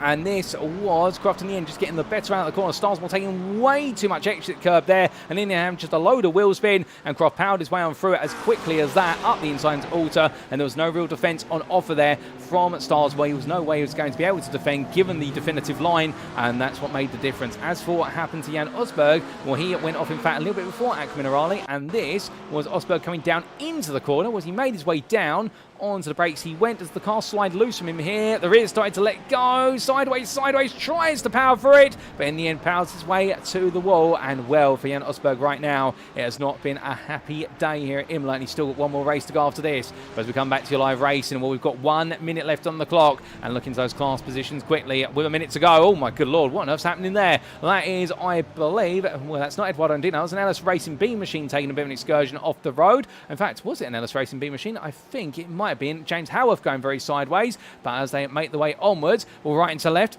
goes Stubb, making his way on through the corners, and he'll have one more lap available to him after this one.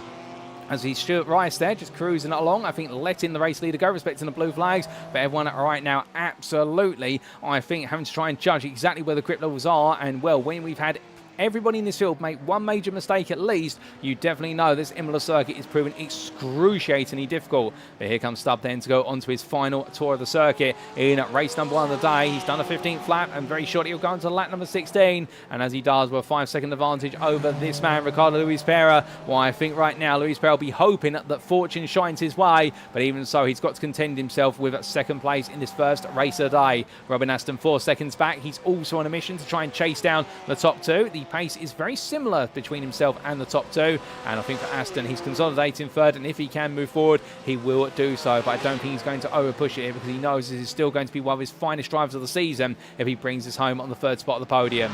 But looking back to Mathew Croft versus Liam Fraser versus Christopher Starsmore, Croft has got ahead of Starsmore, but now he's got to try and find his way past Liam Fraser, who in turn has got to try and find his way past Charlie Stoffard. Stoffard makes his way on past our camera there for Team Caxar, the Evo leader, and well, a comfortable Evo leader at the moment with Rob Gregg all the way 16 seconds back, and here is Rob Gregg making his way along with Adam Baker behind him, and then Jan Nuggie a further 3 seconds back.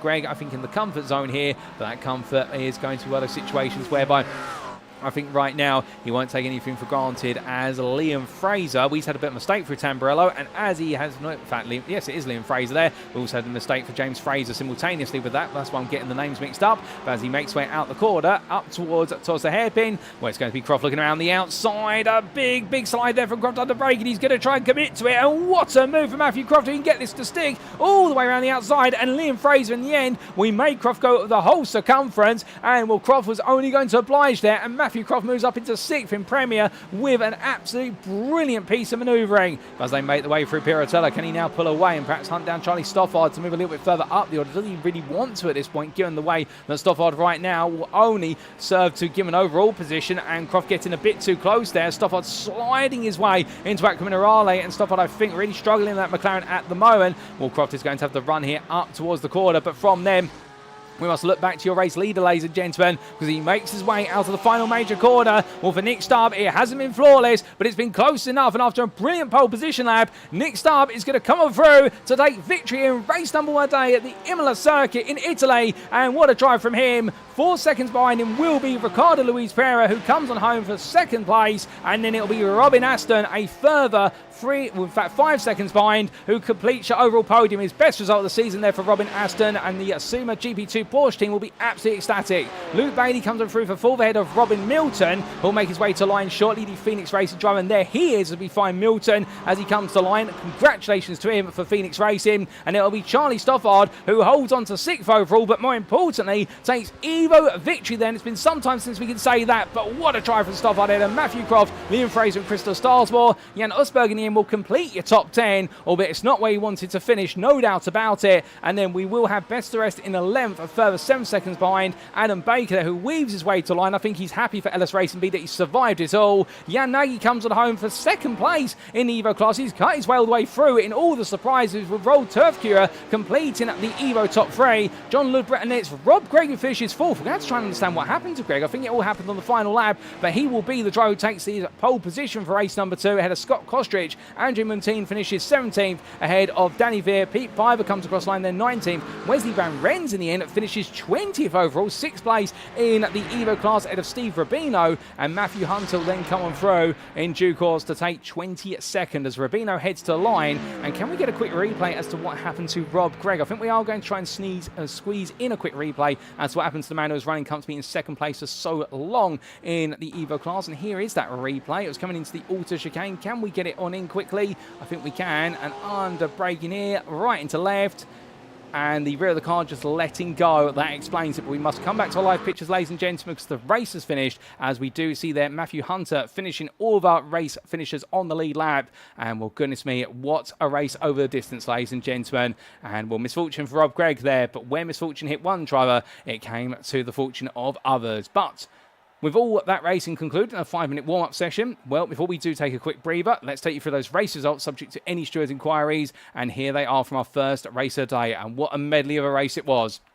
And as we can see then, after 30 minutes of incredible racing at the Imola Circuit for race number 1 of the day, for round number 9 of the Evolution Sim Racing GT3 Championship Season 8, as brought to you powered by Trophy AI on the iRacing platform. And here we are today with Split B. Nick Stubb taking victory then for Vulcan Fasters by Glass Tech Racing in phenomenal style there, despite the intense pressure that was levied against him by Ricardo Luiz Pereira. But only one driver could win, and it was the Vulcan Fasters driver who took victory ahead of the Vulcan Motorsport Sierra Acura. We then did see in 3rd, Robin Aston for Suma GP2, his best result of the season, at least his best driver of the season, no doubt about it. And the Briton there making his way onto the podium ahead of Luke Bailey for Team KXR, who also put in a fantastic stint over the race, albeit I can imagine he wanted the podium, but he'll settle for 4th. A further 14 seconds behind, it was then Robin Milton for Phoenix Racing, who climbed his way through the field as the race went on, ahead of Charlie Stoffard, your Evo winner for Team KXR. And then we did have Matthew Croft, 7th for Z-Axis Sim Sports, and what a recovery drive there from Croft to make his way all the way through the field from 18th after that early spin to finish 7th and 6th place in the Premier class. And we're digging deep there, and that's what champions are made of. Liam Fraser, 8th for Moonshiners Racing Club, a great performance there from the English driver, the 174, ahead of Christopher Starsmore for Simcast Racing UK, and Jan Usberg completing your top 10 for Nightfalls at Glass Tech Racing. Adam Baker was 11th for Ellis Racing B, head of 2nd place Evo runner Jan Nagy for Nightfalls at Glass Tech Racing. It all came up good for him when it mattered most towards the end of the race. Just ahead of MJK Sim Racing's Rolled at Turf Crew, had a dismal qualifying session, but how about that for a 3rd place finish in the Evo class and also inside the top 15. Speaking of continuation of the top 15, John Ludbrett for Kame GP2 Porsche was 14th, and Rob Gregg, despite the spin demoted him from 2nd down to 4th in the Evo class, well, he'll be happy because he is going to inherit reverse grid pole position with the top 15 flip into race number 2 shortly for Moonshiners Racing Club.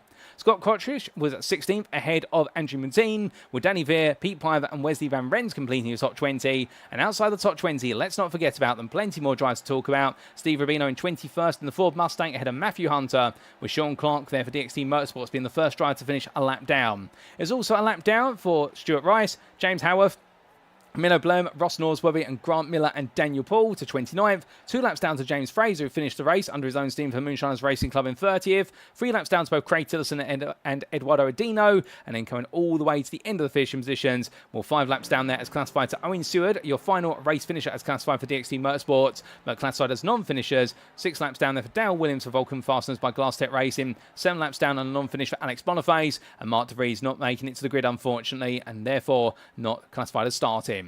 But going on to the individual finishing positions in our respective classes, let's give you a quick rundown of those. We're starting off with the Premier class. Nick Stubb taking that victory by 3.8 seconds. But goodness me, how that oscillated back and 4th over the race distance between the two of them in terms of that gap, with both making mistakes, but Stubb in the end managing to hold on despite the intense pressure. Ricardo Luiz Pereira, he'll be kicking himself for the error that cost him the win, but at the same time I think he'll be grateful he still managed to hold on to second, ahead of Robin Aston as a further 5 seconds behind, and then the Suma GP2 driver being followed up by Team Caxar's Luke Bailey and Robin Milton for Phoenix Racing. It was 6th for Mathew Croft ahead of Liam Fraser, with Christopher Starsmore not quite able to cut his way through, unlike Croft, and then to settle for 8th, but the Simcast Racing UK driver will be happy that he's able to finish ahead of Jan Osberg, who was looking ferocious in the wet, albeit that spin cost him dear, and Adam Baker rounding off your Premier Top 10. Outside the Premier Top 10, it was John Ludbrett best the rest in the length ahead of Scott Kostrich, with Danny Veer and Pete Piver completing the lead lap finishers, and the lap down to Stuart Rice, James Howarth, Menno Blom, Ross Norsworthy, Craters and 3 laps down, and retirements unfortunately or non-finished classifications for Dale Williams, and not making his way to the grid at Mark De Vries. Quickly coming to the Evo class, before we do head to our second grid of the day, was Charlie Stoffard, your winner in the end by 21 seconds. What a margin from the Briton, and adding another win to his belt there. Well done to him, ahead of Jan Nagy, who gradually made his way into second. Royal Turf Cure fighting for third, ahead of the driver of Rob Gregg. Moonshiners Racing Club's driver will be gutted with that one. I can see it, Dean Sheesby saying poor Rob, but still more to come in race 2 of the day. Can he make it a victory in race 2? Andrew Muntean finishing 5th, but not the place he wanted to be for ZX's Sim Sports, ahead of Vesey Van Rens, and Steve Rubino and Matthew Hunter completing the lead lap finishers. It was a lap down to Sean Clark, Grant Miller, Daniel Paul, 2 laps down to James Fraser, 3 down to Eduardo Andino, and 5 laps down to Owen Seward, and then classified as a non-finisher, Alex Boniface for DXT Motorsports, 7 laps down. Well, that's a quick run through of the finisher positions, ladies and gentlemen, for our first race of the day. And with the good Williamses, we are only about 5 to 10 seconds away from going to the grid for our second race of the day. And well, what can we expect in that one? Well, it's about time to find out, as Imola, I think, is going to have some surprises in store.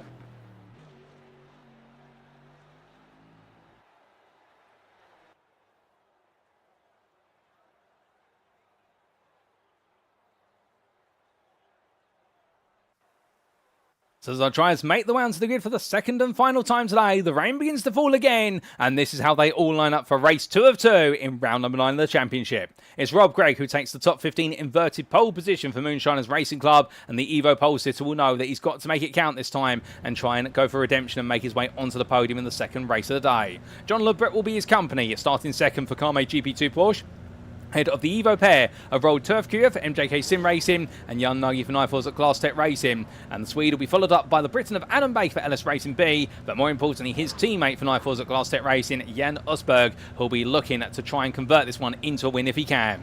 Then it will be 7th place for Christopher Starsmore for Simcast Racing UK, ahead of Liam Fraser for Moonshiners Racing Club. Keep your eyes out there for Liam Fraser. We'll be looking to try and make it 2 top 10s out of 2 and a great result to follow, with Mathew Croft just behind him for ZX's Sim Sports, and we're hoping this time it's not a spin that can cost him the win. Charlie Stoffard completes your top 10 for Team Caxon. He's got a great opportunity to try and make it 2 Evo wins out of 2, given his ferocious pace. Robin Milton begins this one in the 11th for Phoenix Racing, ahead of Team Caxon's Luke Bailey. And then on your 7th row of the grid, it's Robin Aston for Suma GP2 Porsche, ahead of Ricardo Luiz Pereira for Vulcan Motorsport Silver, who now knows he's got even more work to do if he wants to make it another podium. And Nick Stubb there, your winner of race 1. He starts 15th for Vulcan Fasters by Glass Tech Racing, and now have the task of trying to carve his way through the field. Scott Kostrich joins him on the 8th row of the grid, 16th for Carme GP2 Porsche, ahead of Andrew Muntean for ZX's Sim Sports and Danny Veer for DXT Motorsports, and completing the top 20 will be the pairing of Pete Piver for LS Racing B and Wesley Van Rens for Racing League Hub. Behind them, on the 11th row of the grid, it's going to be the combination of Steve Rubino for Hobo Racing, who held on to take a good result in race 1, and he'll be in the company of none other than Matthew Hunter for Simcast Racing UK, who also enjoyed a good recovery drive.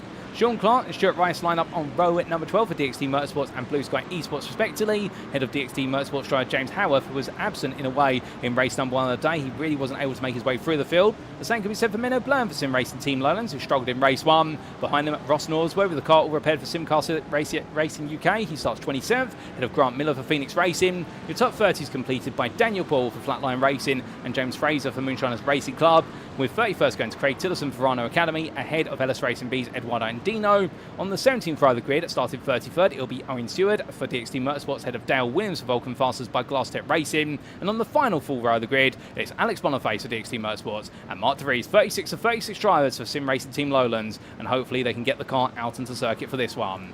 But with that, ladies and gentlemen, the field makes its way on towards the start finish straight, and in perfect time as well, as it's time for Rob Gregg to take us to the green for our second and final race of the day.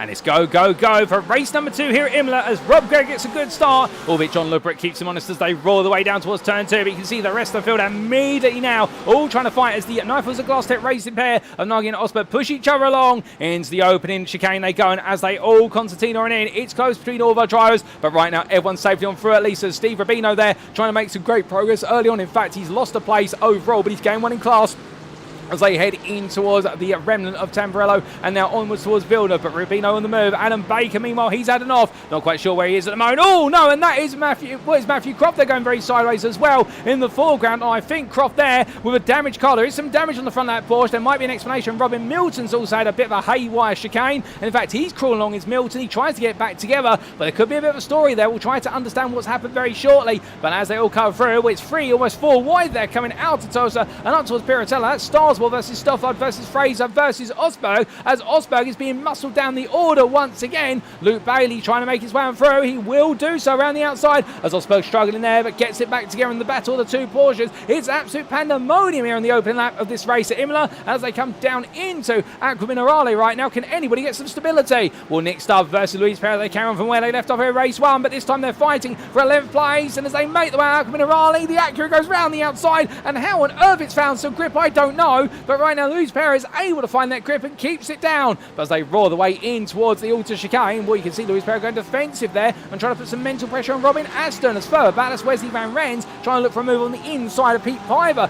into the Alta chicane, but in the end he falls backwards as Steve Rubino's right behind him, and out of the chicane down towards Ravazza they go. And right now you could not have made this open lap up, as that is some progress being made there by Daniel Paul, who's now up into 28th place, and also there Grant Miller trying to find his way past Owen Seward as they fight over 12th place in the Evo class. But all the drivers right now coming to terms and trying to get the tyres up to temperature as quickly as they can, and well, as they do, you can understand if it is going to be a bit of a struggle between all of them, but I'm sure some have found it easier than others. But after one lap of racing, in all the chaos, in all the carnage, and all the awesome action, well, Roll Turfcure is now your race leader ahead of John Ludbrook, followed by Rob Gregg. Jan Nuggies in 4th, Christopher Starsmore's in 5th as they come down in towards the Tamburello chicane. That's your top 5. Liam Fraser is 6th ahead of Charlie Stoffard, who's 7th. Then we have Jan Osberg, Ricardo Luiz Pereira and Robin Aston complete your top 10. Nick Stubb has fallen back to 11th as Aston has been passed by Luiz Pereira. That was coming out of Ravazza onto the start finish straight, and Stubb now trying to find his way through as well as we ride on board here with the Porsche 992 at GT3 machine. As the Vulcan Fastest by Glass Tech Racing driver follows behind a similar machine, into the braking zone he goes, and that is a big lunge from very far back, but that is the confidence that Stubb has here compared to anyone else. But Aston's not going to give it up here as they rub paint and make their way through Villeneuve, but it's going to put Stubb on the inside in towards Tulsa, and that's where he wants to be, although he needs some space in the apex to avoid the puddles, but he'll be given that and plenty more as he makes one out, and that is a trip and an excursion to the outside of the circuit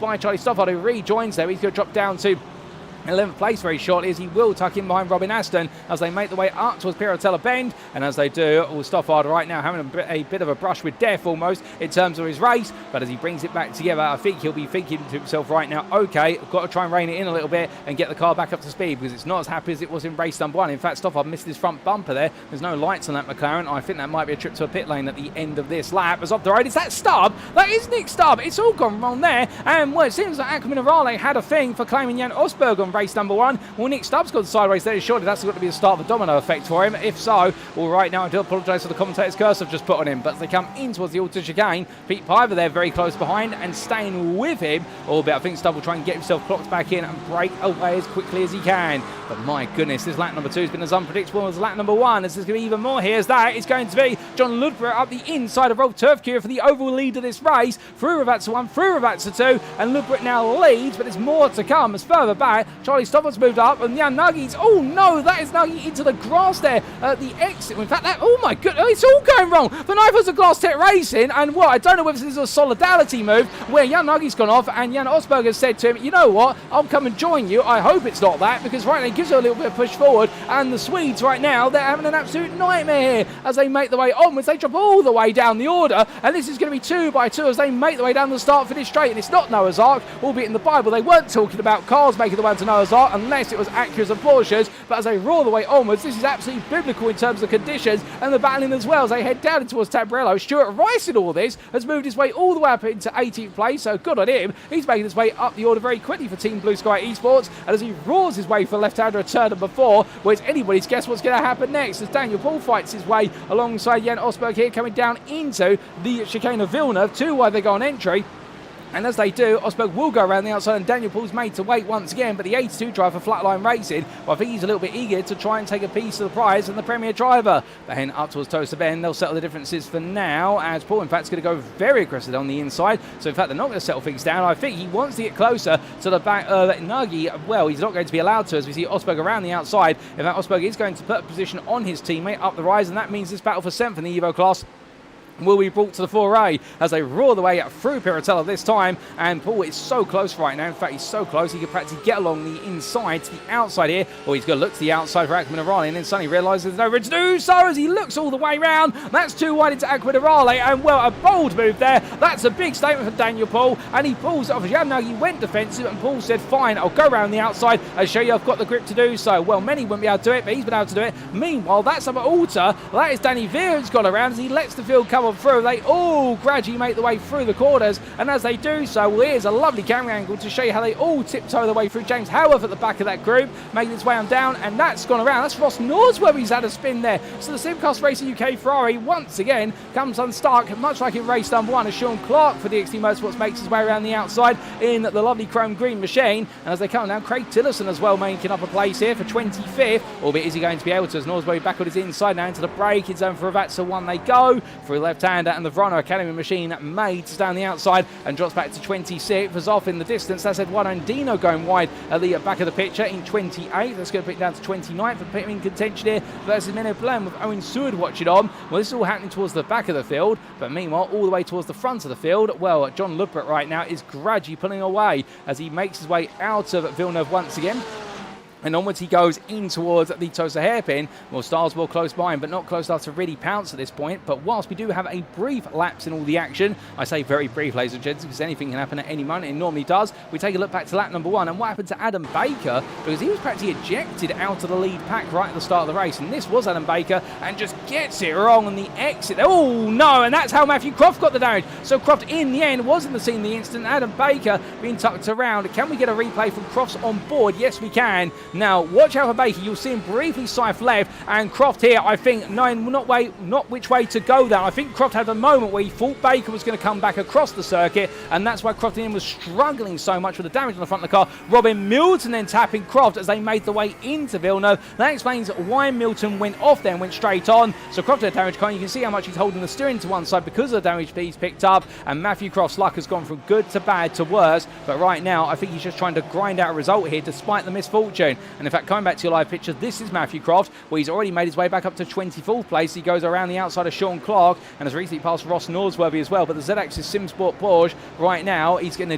drag it into the top 10 as best he possibly can. We did it in race number 1, but he's given himself an even tougher task in race number 2. But let's see if he can do it, and if he does so, it's going to be one of the drives of the season, as that is Craig Tillotson going straight on, and he just stops it in Norsworthy there. Good car control for the Corvette driver. That almost went all wrong at the Alta chicane, but in the end he was able to get back under control just in time. And well, I think everyone is having their heart skip, none more so than Katie Eames, major fan of the Verano Academy team, as he makes his way down. But goodness me, what a moment there as he makes his way onwards. But as they do, all the drivers here enjoying their race, no doubt about it. Well, I'd say enjoying. I think right now the adrenaline's going to be pumping, and then some, as we do have a move around the outside to the inside there, coming through Villeneuve, and that is Nick Stubb and Scott Kostrich now up another place, and Stubb up into 9th as he continues to make his way up the order. In fact, that was at Tamburello there, the camera angle looking similar, but the Tamburello chicane as he now heads up to the Villeneuve chicane, and as he does so, well, the 169 driver here continuing to make great progress, and well, I think that's going to be on his mind all the way through. But as he does so, heading in towards Tosa, well, further down, some big questions that do remain in terms of what's happened to our Ford Mustangs in the Evo class. And well, both of them, Steve Rubino and Grant Miller, have been involved in some incidents respectively, and this was on lap number 2 for Steve Rubino. Now, he was at the time running quite far back in the class after the struggles of race 1, coming down there into Piratella, and as he did, the rear just letting go on the Hobo racing machine, going completely on around and well, rolling to a stop in the end. And well, only months ago we've had a bit of an incident for Grant Miller as well. He's had to go into the pit lane already due to some damage, and well, coming out of the pit lane, made his way into Aquamarale in the Ford Mustang, and well, that car, no tyre temperature, goes around, and well, we've seen so many drives go wrong there, and Grant Miller adds his name to the list of those who've fallen victim to Aquamarale. But as we come back to your live racing, then with the Mustang struggling in the Evo class, it opens up a goal for Wesley Van Rens, who's running in 5th in Evo currently, or 14th place overall. There he is. And after a dismal race number 1, he's trying to salvage something out of this one. He's gradually gaining some points over his rival, but not at the rate he wanted to today. No doubt about that. And indeed, it seems like everyone's struggling, albeit one driver. He was struggling in race 1, but he's not in this race. So that actually seems what's Andre Montine. He's in 4th in Evo at the moment. He's made his way very far up the order, having started in 17th place, and he's looking to do a bit more. He's going 4th place in Evo right now, and long may they continue, he says. He roars his way onto the start finish straight. We're only 10 minutes in. We've got 20 minutes still to go here, and anything can happen over the 20 minutes as the rain, where it does seem to have stopped falling. As soon as I say that, it rematerialised on our monitors there, so don't take my weather forecast for any prediction, ladies and gents, or at least a positive prediction, because it seems like right now, whatever I say, the weather's going to do the opposite of it. Well, I should say then it should start raining. It'll probably stop raining. Well, as soon as it does, we can't see any rain on the camera there as they come on through Tamburello. But regardless of me being a very bad weatherman, the point being right now that Andrew Montine is trying to make it pour the places in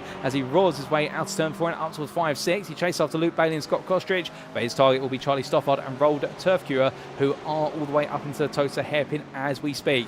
Meanwhile, race leader in Evo class, he's currently running in 4th place. Rob Gregg, he started on pole position. He's lost a couple of places overall, but that's not his goal to win overall. His goal today will be to take victory in this race and go for a bit of redemption after a bit of a heartbreak at the end of race number 1, which dropped him from 2nd in Evo to 4th with that spin at Alta. And right now he's doing a solid job here as the class leader, holding the pace versus Turf Career and Stoffard, albeit Stoffard is now starting to pick up some steam. But as we look from the MRC machine, the Moonshiners Racing Club machines a bit further back, there is Nick Stubb, fastest man on the circuit at the moment. Last lap at 59.60, the only driver set at 59 so far. He is hustling here. Is the Vulcan fastest by Glass Tech racing driver. Well, onwards he'll go then in towards the Alta chicane. And as he does so, tucked in behind Robin Astorby's next target, albeit has got Turf Cure and Stoffard for company. And I think Stoffard there, despite the damage on the front of that McLaren, he is carrying on. In fact, a very aggressive run out of the Alta chicane. Turf Cure going very sideways out of it, and Stoffard here, I think, feeling the confidence is coming that he might be able to go for a move as they come down in towards Rivatsa. Will he be able to swing it this time? If he's going to go from that far back, he's got to be ready to back it up under braking. The McLaren driver in the end, seeing common sense and decide not to. In fact, gets a very good run, but unfortunately the rear lets go, and Stoffard goes around, and it's so easy to do even in a clean car, but in the damaged one it's even easier, and Charlie Stoffard loses out. There's Wesley Van Rens will now come into the scene when the McLaren is recovering, and that's going to give the Ferrari driver a bit of confidence here that there's an opportunity to gain even more places over the distance, and we've still got just over half the race remaining. As he powers his way along at the start finish straight here, Van Rens will take it very casually as well. He won't put himself under any pressure here in terms of mental pressure to go faster, because otherwise that mental pressure is what could cost him a great result. Well, even so, just getting some points over Grant Miller at this point, and also making sure that Andre Montine is not able to get the lion's share of the points today. That will give him the confidence going to Monza that he will be your championship leader, and the pressure is on his rivals to outperform him. But from him, that is John Ludbrook struggling at the Tosa hairpin, and around the outside of him goes Christopher Starsmore. Well, Starsmore right now still got to get the power down all the way up the hill. Ludbrook is right with him as they head up the rise, but Starsmore does get a nose ahead, and Christopher Starsmore takes the lead. It's a new leader with the best part of half the race to go. Ricardo Luiz Pereira is closing on this pair as well. So right now we've definitely got a three-way fight on our hands for victory right towards the end. At the rate or not that Luiz Pereira is closing, albeit he has just set a 59.8, so therefore he's the second driver to move into the 59th, the first being Nick Stubb. And as they come out at Quinarale, well, they're all sliding wide there, coming on through, but that seems to be the optimum line at the moment. But it is a real risk versus reward in terms of how wide you run out there, given you're driving onto the AstroTurf, you're driving onto curbing, and that has a lot less natural grip compared to the tarmac. But as Luiz Pereira gets a good run out of the Alta chicane, we couldn't be closer here, as Ludbrook is struggling as they power the way along. And I think this is going to be a cut to the inside into 13, the kink of 13 for Luiz Pereira, going into a Ratza 1. Onto the brakes he goes. Ludbrook there. Luiz Pereira right now, he's trying to get Ludbrook to back out, but the Carme GP2 Porsche driver is not going to back out. He's going to give it everything, but Luiz Pereira's still there. Ludbrook comes back in him here. There's a little bit of tap between the two of them, but they survive the touch. And as they come through, well, for Ricardo Luiz Pereira, when he looks back on this one, I think he's going to think that was a risky move, but it was worth it. But Ludbrook is still there with him now as they power along. Well, I can promise you that the Acura is in front. You can just see the tail lights, and as they make their way onwards, well, Ludbrook, can he get any closer to look at a counter-attack into the Tamburello chicane? I think the temptation is there. He sees the brake lights, and that is going to be Luiz Pereira through and into second place, at least for the time being. And Crystal Stars has been able to get a bit of a gap as Ludwig there bounces his way over the sausage curbs, and that is going to relegate him back into third place, certainly, as he roars his way now on towards Villeneuve. But as he does, what a battle, what a moment then. Luiz Pereira putting everything on the line versus the Kame GP2 Porsche driver, but getting it done. Meanwhile, Nick Stubb, he's continued to try and rise his way through the ranks as he looks up the inside of Robin Aston, who's fallen down the order a bit further, and Aston into the gravel there as he goes straight on and rejoins on the exit of the second part of Villeneuve at turn number 6. And well, for Robin Aston, it's going from good to bad. It's not quite gone worse yet, but he won't want it to go that way, most certainly, but as he brings himself around right now. Next driver to try and chase after him will be your second place Evo driver of Road at Turf Courier, who'll be looking to make that progress. And Turf Courier in a bit of an instant earlier on, dropping away from the lead. Indeed, the leader of the Evo class right now seems to be more in the hands of who can keep it safe on the circuit rather than make the moves to the position. But as they roll the way on out, well, from them, we've got a bit of an instant going on further back, and there's an instant for both Steve Rubino and Grant Miller. Our Ford Mustang drivers in a little bit of arrears. A bit of a big slide there. That was from Liam Fraser. Hold up a second. No, that is going to be an absolutely fast charging DXT Motorsports machine of Sean Clark, getting it very wrong, and Sean Clark coming straight for the side of Grant Miller. And this was the on board from Sean Clark, was he made his way along, already in a damaged car. Let's listen in. And under braking there, hitting a puddle of water, some standing water, hits the barrier, and at that point he's a passenger in the car. He held his brakes, but there was going to be no way for him. And well, that was a nightmare moment for Clark, and well, for Sean Clark and Steve Rubino. They're coming together, and both of them now in wounded cars. I can imagine Rubino's still trying to carry on, but for Sean Clark, that's been a tow to the pits. But coming back to your live pictures, and plenty more fighting going on between drivers of different classes as we do look at the overall positions. And Mathew Croft, remember, in that early instant where damage can't fall it all the way down the order. We're still trying to pick his way through the field. He's up into 19th, trying to pick off Daniel Paul next, the Evo driver who's running in front of him in the Flatline Racing 82. And the ZX's SimSports driver is not going to be judged as not trying no matter what happens, and knowing that right now, well, this race really could be the end of his championship charge for at least the championship crown.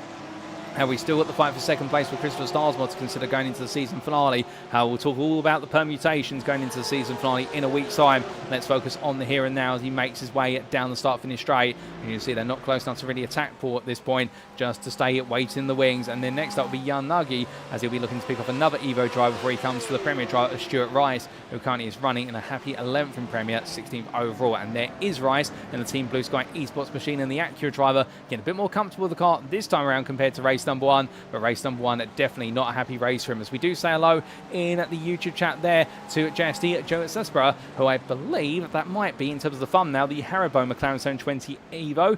Well, that would have been his car from, I believe, a previous season, or at least the pre-season. I'm sure he can tell us there in the YouTube chat if he is still around. I hope you are, Joe, and I hope you're doing well as well. But as all the drivers are all the way on through, we come to Luke Bailey versus Scott Kostrich, and this is the fight for 9th overall, or in Premier, what is the 7th place battle. And Scott Kostrich close, but can he get any closer there to look for an opportunity? And the answer is he may be able to, albeit Roll Turf Cure there having a bit of a moment coming out of Aqua Minerale, and Andre Montine is 1.5 seconds behind all this, but closing very quickly. So it looks like right now everybody really getting stuck behind each other. Turf Cure dictating the pace into the auto chicane, and then Bailey, and then Kostrich just having to oblige. But it is a big sideways moment there for Turf Cure as Bailey gets a brilliant exit out of the corner. Kostrich meanwhile really slow off the run, and up they go then in towards, or down they should go in towards Ravazza 1, I should say. And Turf Cure under major pressure here, as that's going to be Bailey up the inside of the second place Evo driver, and the Team Caxar machine gains another place there and jumps up into 8th. But through the left hand they go, and as they do now to the start finish straight, well, Turf Cure are really struggling for grip here, and I don't think it's going to be long.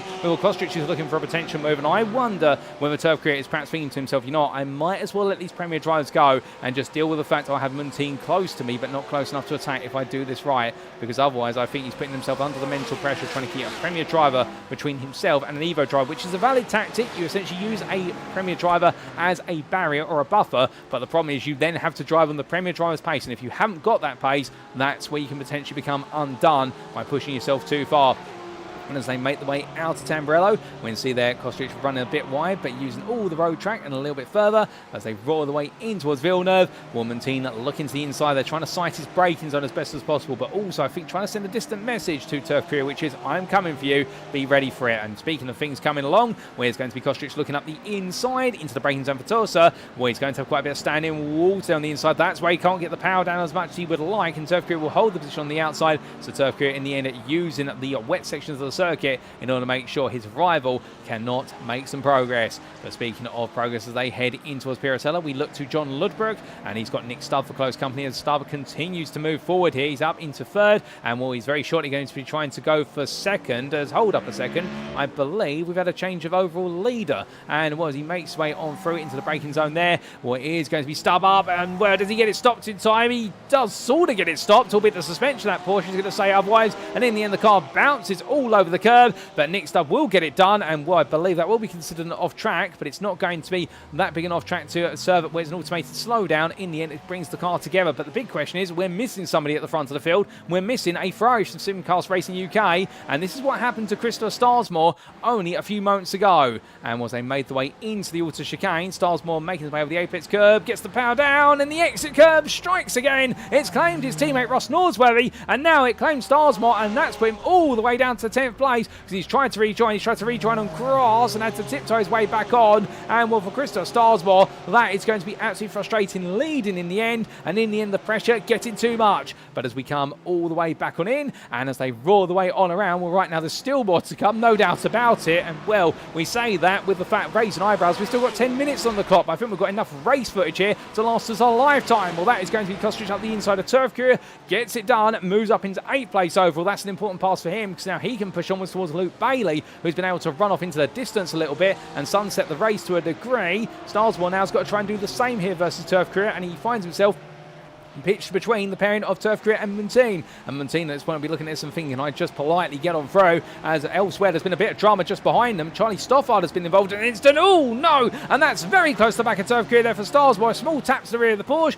Montine meanwhile looks around the outside. Perhaps he's saying to Starsmore, look, I don't want to fight, I just want to drive my line. And as they roar the way out of Tosa hairpin, well, Starsmore right now eager, but perhaps a little bit too eager there and misanticipating just how much speed the Evo driver was going to carry. Further back, Daniel Paul's in a fight here versus Stuart Rice, and I think that is Paul now up into 16th place. In fact, Stuart Rice is down to 16th place. Paul's up into 15th, and Mathew Croft now wants an opportunity at this as they make the way out to Tosa, and Rice in the 142 accurate at this point, where it's not pointing in a straight line all the time there. I think he's still fighting with the traction, and up the rise they go in towards Piratella Bend through that left-hander, and we can see there Croft getting so close, weaving under braking. That's how eager he is trying to make a move, but coming down for the left and in towards Aqua Minerale. Well, there's one part being eager, the other part is going for it. He's going to look for it potentially into Aqua Minerale, but decides against it. 9 that to go too wide there. You really need to be side by side coming out of Piratella, as that is Grant Miller a lap down, who's still in the weeds at Aqua Minerale, brings his way back on, but woe is compounded there for the Ford Mustang driver. And as we come back to Rice versus Croft, well, this up into Alta.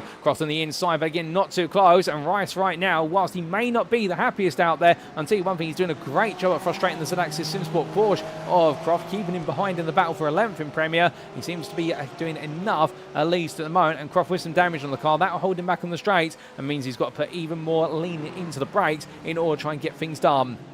But as our drivers roar the way for Avatsa, well, continue to clock up the laps there, and our leader already onto lap number 12, and with 7 minutes left on the clock and then some, as that's Daniel Paul around, and Paul going around on the exit of Avatsa too, and will the flatline racing driver in the end. Well, we've seen many a driver go round at this corner as well, and he's another one to fall victim to it. And Daniel Paul, who was happily running at the time in 5th place in the Evo class, that suddenly drops to 6th place with Jan Nagy coming on through, and Daniel Paul now has got to make even more progress after a brilliant practice session which saw him almost topping the times for the most part of the Evo class, and in qualifying as well, putting himself right towards the front in the races. It has just not clicked together, and it's unfortunate there for Daniel Paul, and now he'll know that even more has got to be done here if he wants to get a result. But speaking of a result here, Mathew Croft trying to get a result in the battle with Stuart Rice as they head in towards Villeneuve.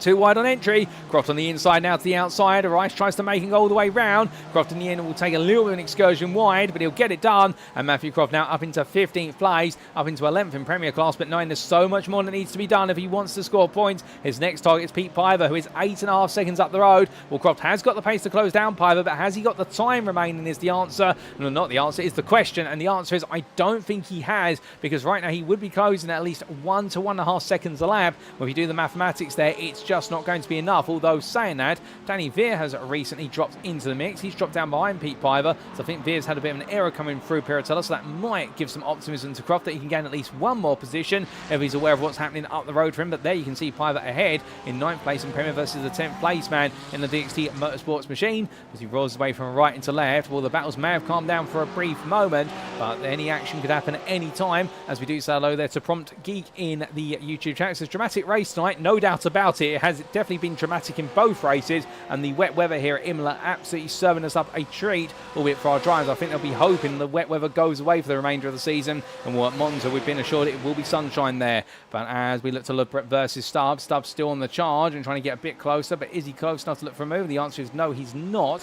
Further back, Robin Aston trying to put the pressure on Evo leader Rob Gregg for 5th place overall, and as they scythe away from left into right here, well, Aston close, but not wanting to put himself at a risk of losing time, because behind him is a charging Luke Bailey, who would love to have an opportunity here to try and pick off 5th place in the Premier class, albeit we can see that Aston looking up the inside, send a bit of a signal to Greg, which is, look, I'm looking for it now, you better be ready for me coming. And meanwhile from them, well, Andrew Montine trying to fight for second here in the Evo class. You can look up the inside of Turf Career in towards Villeneuve, close, but not close enough to go all in on the brakes, but he's going to go for the switch back here as they make their way out of turn number 5, both fighting for traction here, heading in towards Tosa. Montine's on the outside, he's going to go all in for it under braking, and as he does so, just slides a little bit loose, a small touch of the white line, but he gets it back together. Look at the grip as he gets out of the corner. That's fantastic work there from Montine, but can he get it done all the way into Piratello? That's the question now. He will be almost alongside, but it's going to be on the brakes here. He's going to go for it. Turf Career gives him the space, and Andre Montine gets it started, but does he get it completed? The answer is yes, he just about does, and well, goodness me, for ZX Synsport, Andre Montine take a bow. Now that is how you take second place in Evo. In the end, going all in and then for it, going sideways, straight, you name it, he did it, and he took the place. The Turf Career struggling on corner exit at Quinarale. He's got Wesley Van Rens now for close company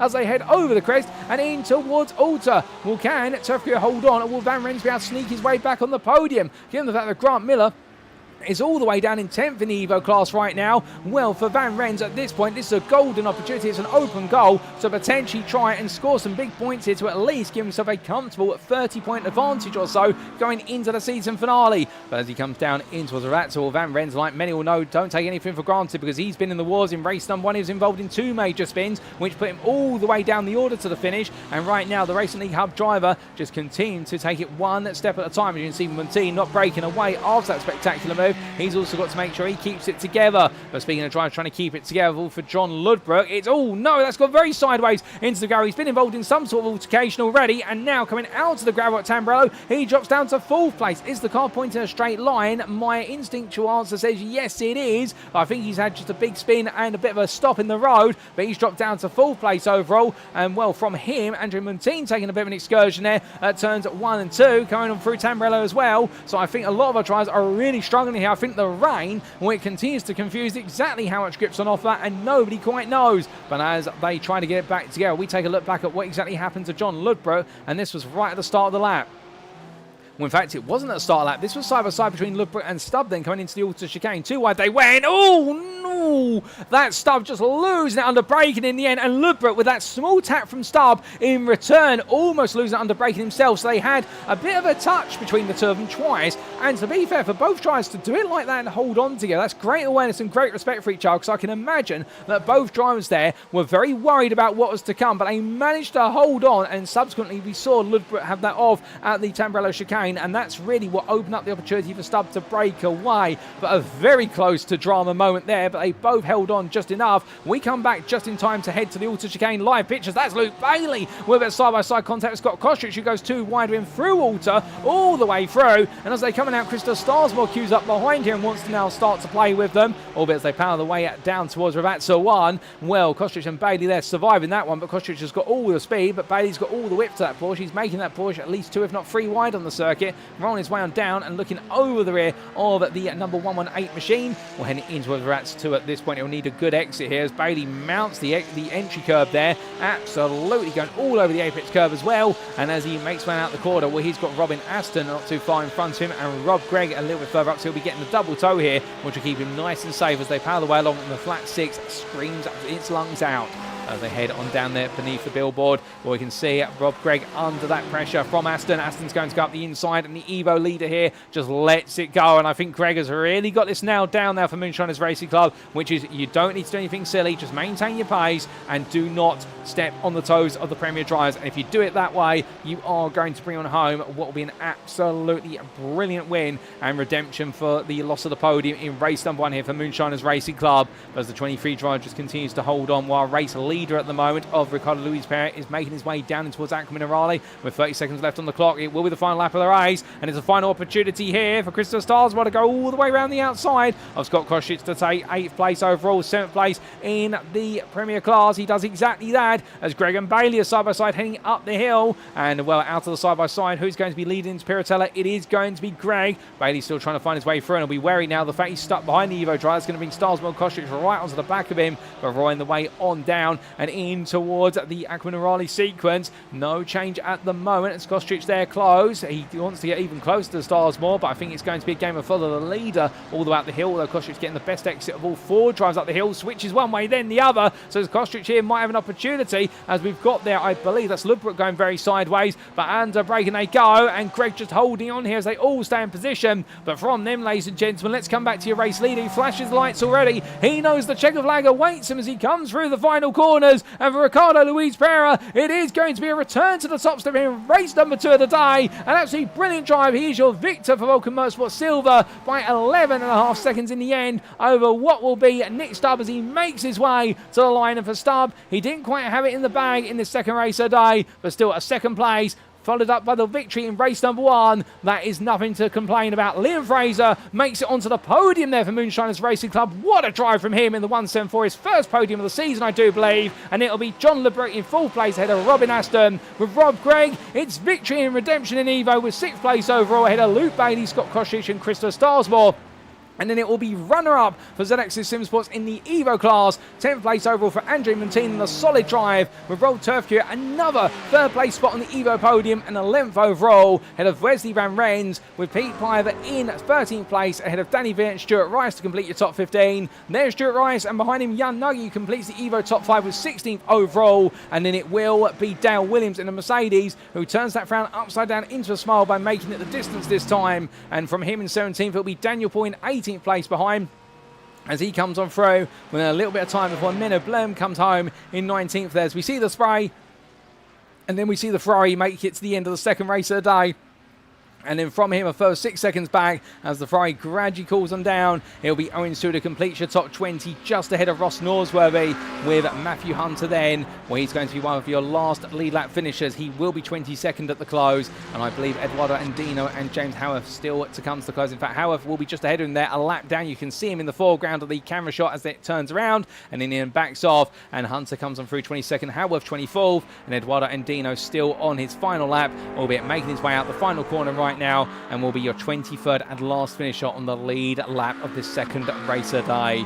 Was he heads across the line? What a race, ladies and gentlemen. It had drama, it had excitement, it had a little bit of everything. And as Howarth there does some donuts on the start-finish line, albeit he does let the Andino make his way through. Well, Howarth's doing something to celebrate. In fact, he made it to the end of this race, albeit I think he'll be absolutely wondering where it all went wrong today. And I think in the end, the Mustang and the wet weather are just not compatible here at Imola. But as everyone calms them down, and Liam Fraser does some donuts of his own there, Aquaminarale celebrating such a great result. And we can see there his Moonshiners Racing Club teammate doing the same alongside him. I believe that being James Fraser, the two celebrating together in synchronicity there, being so happy with their performances today. In fact, that's not James Fraser, my apologies, that is Rob Gregg. Let me get myself correct there, your Evo winner. Well, they do a little bit of celebrating as Liam and Rob make the way to the pit lane, where they've both got plenty to celebrate out. A first podium of the season for Liam Fraser, and another win in Evo for Rob Gregg.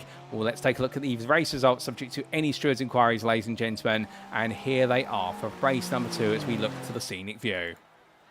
So started off with the overall results, and as we can see there, Ricardo Luiz Pereira taking victory for Vulcan Motorsport Silver by 11.2 seconds over Nick Stubb for Vulcan Fastest by Glass Tech Racing. And for Ricardo Luiz Pereira, it was all about carving his way through the field from that 14th place start and doing exactly that at the critical time. For Stubb, wasn't able to come through the field as quickly as he wanted to, and also a major mistake cost him the chance to chase the win, but still a second place after the win in race number 1. I don't think he's going to be too upset about that. With Liam Fraser finishing third there for Moonshiners Racing Club, and what a performance from him. Didn't get a foot wrong in this race, and therefore earning that podium, no doubt about it.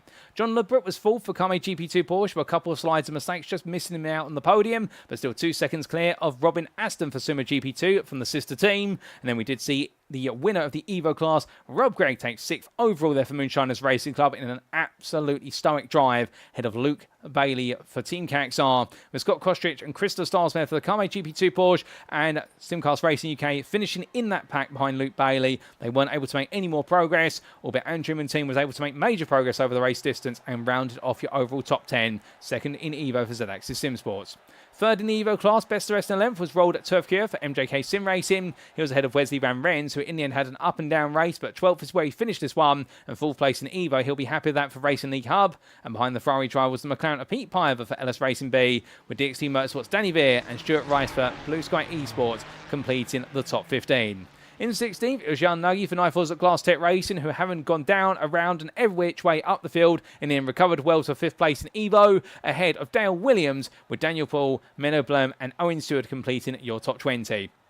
In 21st, it was Ross Norsworthy ahead of Matthew Hunter, and behind the two at Sim Racing at UK teammates, or with Simcast Racing at UK teammates, I should say, we did then see behind them in 23rd, Eduardo and Dino having a happier race and being the last of your lead lap finishers for LS Racing B.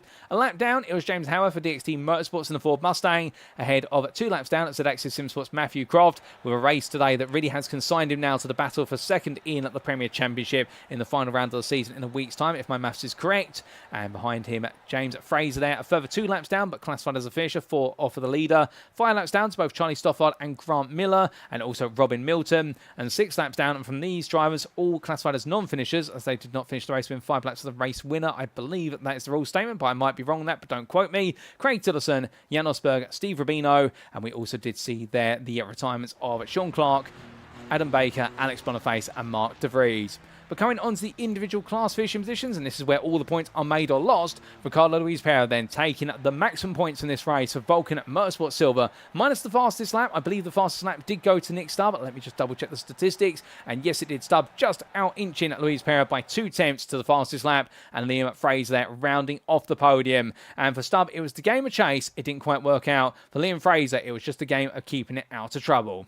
John Ludbrook took 4th place for Carme GP2 Porsche ahead of Simmer GP2's Robin Aston. With Ludbrook in the end, the wheels were gradually falling off the bus towards the end of the race. I think the pressure and the tyre wear was increasing, but still not losing out on the top 5 there and not letting Aston get too close. With further 3 seconds to Luke Bailey for Team KXR, who did well to keep Scott Kostrich, Krista Starsmore and Pete Piver all behind him. Albeit Piver was 14 seconds behind towards the end of the race, but he was closer early on in the race, but some mistakes cost him dear, and Danny Veer taking a top 10 in the Premier class with 10th place there for DXT Motorsports.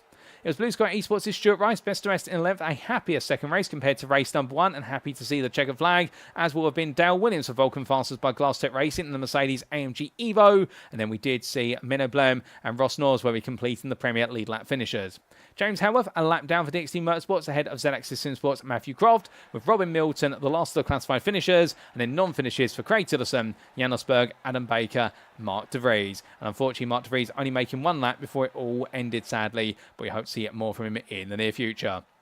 And then coming on to the Evo class, and as we go from the Premier to the Evo, well, we see here Rob Gregg taking that victory in the end for Moonshiners Racing Club by 7.5 seconds over Andrew Montine. It oscillated up and down over the course of the race, but Gregg in the end was able to bring it on home safe and sound, and it was a 1-2 for the Acura machines, with Andrew Montine there at 2nd place that will go a long way in his hunt to try and intervene in the championship fight for the Evo title.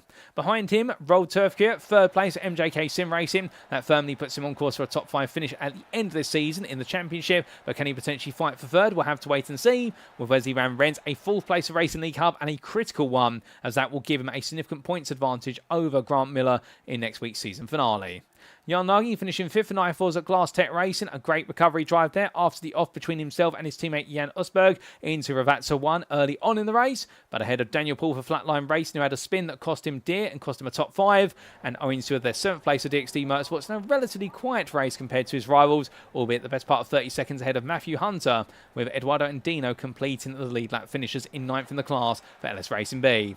4 laps down, it was Moonshiners Racing Club's James Fraser. 5 laps down to both Charlie Stoffard and Grant Miller, with Stoffard with a missing front bumper. Well, that was compounded by further damage late on in the race, and Grant Miller having a dismal day today, and really, I think in his own words there in the YouTube chat saying, I might as well have been on slicks, absolutely rubbish day, and understandable frustration there, no doubt about it. And then retirements, unfortunately, for Steve Rubino for Hobo Racing, Sean Clark for DXT Motorsports, and his teammate Alex Boniface. So with that, ladies and gentlemen, that's a rundown of the provisional results subject to any stewards' inquiries. And well, that brings all of our racing to a close here at the Imola Grand Prix circuit. But that doesn't quite bring our broadcast to a close, of course, because coming up in about 7 to 8 minutes' time, we'll be back with our post-round interviews with our volunteer drivers. Don't go anywhere, ladies and gentlemen, because I'm sure they've got plenty of stories to tell with regards to these absolutely atrocious conditions here at the Imola circuit and what it's like to race in them. So we'll be back for those post-round interviews in due course.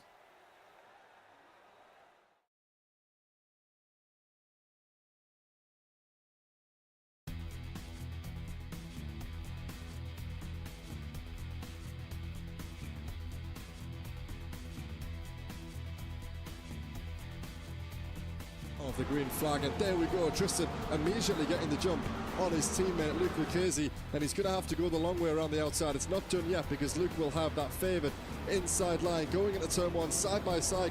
Has had a good start. He's up 2 places around the outside of Luke Lucchese, 3 wide there. The blue Acura on the inside.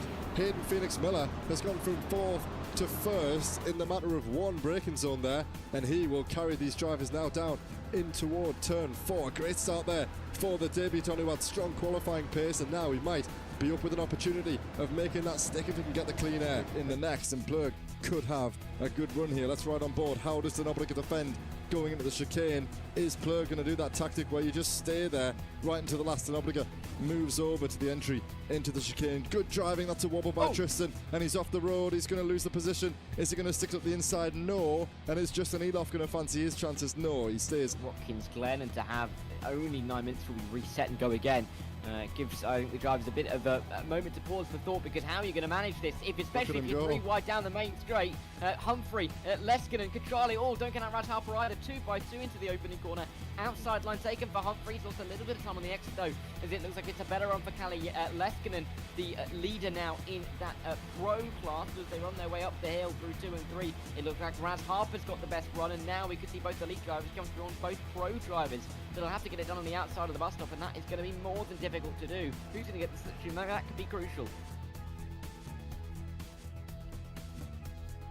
Now will be on the clock as the pace car is about to roll back in. GT3, so many of them about to get racing. GT4 is listed behind as well. A brand new season is about to get going here at the Sachsenring. It's ESR's GT European Championship, and Anton Kalo will lead us to green for the opening time this season. Jason Baxter and Jenny Tehar just in behind as the lights are on. The green flag flies, and there's a couple of drivers pulling out immediately of the pack. 3 wide, nearly 4 wide into the opening turn, with Denzel Clarkson trying to find an inside line. Jenny Tehar as well. More, he's got Craig Hewlett in P11 just coming down the pit lane now with Henry Garcia, so this is going to end up being quite a tight battle. If they're going to also have Pedro to deal with, he would just be coming out in front of them. Yeah, he's a little bit further down the road, so these two are going side by side through a very, very tricky section. Looks like Craig's got the better of it done for the moment. Seconds in the pit strategy, whether it's a 20-minute overcut, 20-minute undercut, we'll have to wait and see. Meanwhile, Jenny Tehar and Jason Baxter are fighting it out for the lead of the overall race. Baxter trying to make his way through. It'll have to be an outside line into turn 2 where a GT4 sits on the racing line. That's for number 14, but they have to negotiate their way around. But as they run through turns 2 and through turn 3, they don't have to now worry about that GT4 any longer, and can continue working their way down a long way, and it can help you build in things like GT3, maybe some prototype cars as well. But yeah, it's so impressive to see him doing so well at the front of the field. Joe Glass getting himself, his teammate I should mention, as I said. Oh, still tries into that. That's a send from Dave Van Dam very late on the brakes into turn 1, but he's got it stopping the apex. That's an incredible move. Very, very surprising for Joe Glass to find a car on his inside there, but effective for Dave Van Dam, and he has caught Joe Glass napping.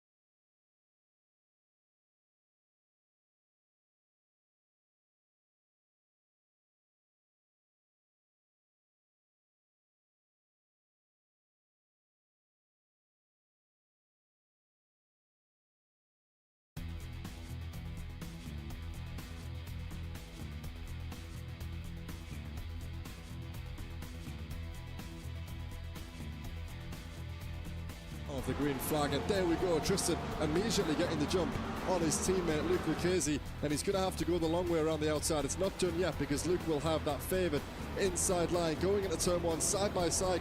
Has had a good start. He's up 2 places around the outside of Luke Lucchese, 3 wide there. The blue Acura on the inside. Hayden Phoenix Miller has gone from 4th to 1st in the matter of 1 braking zone there, and he will carry these drivers now down in toward turn 4. Great start there for the debutant who had strong qualifying pace, and now he might be up with an opportunity of making that stick if he can get the clean air in the next, and Plug could have a good run here. Let's ride on board. How does Denoblica defend going into the chicane? Is Plug going to do that tactic where you just stay there right until the last? Denoblica moves over to the entry into the chicane. Good driving. That's a wobble by Tristan, and he's off the road. He's going to lose the position. Is he going to stick up the inside? No. And is Justin Eloff going to fancy his chances? No, he stays. Watkins Glen, and to have only 9 minutes till we reset and go again. Gives the drivers a bit of a moment to pause for thought, because how are you going to manage this, especially if you're 3 wide down the main straight? Humphrey, Leskinen, Kachali all don't get out. Raj Harper 2x2 into the opening corner. Outside line taken for Humphrey. He's also a little bit of time on the exit though, as it looks like it's a better run for Cali.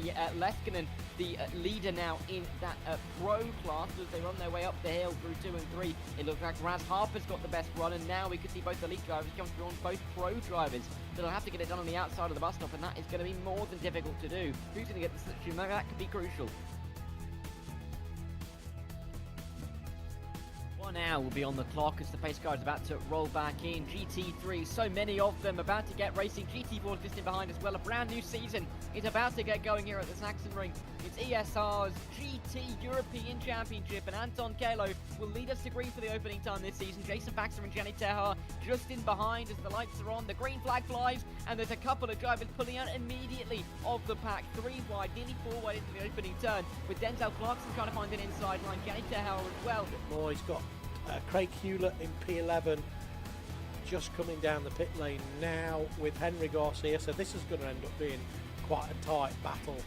If they're going to also have Pedro to deal with, who would just be coming out in front of them. Yeah, he's a little bit further down the road, so these two are going side by side through a very, very tricky section. Looks like Craig's got the better of it done for the moment. Seconds in the pit strategy, whether it's a 20-minute overcut, 20-minute undercut, we'll have to wait and see. Meanwhile, Jenny Tehar and Jason Baxter are fighting it out for the lead of the overall race. Baxter trying to make his way through. It'll have to be an outside line into turn 2 where a GT4 sits on the racing line. That's the number 14 that they have to negotiate their way around. But as they run through turns 2 and through turn 3, they don't have to now worry about that GT4 any longer, and can continue working their way down a long way, and it can help you build in things like GT3, maybe some prototype cars as well. But yeah, it's so impressive to see him doing so well at the front of the field. Joe Glass getting himself, his teammate I should mention, as I said. Oh, still interesting to that. That's a send from Dave Van Dam very late on the brakes into turn 1, but he's got it stopped the apex. That's an incredible move. Very, very surprising for Joe Glass to find a car on his inside there, but effective for Dave Van Dam, and he has caught Joe Glass napping.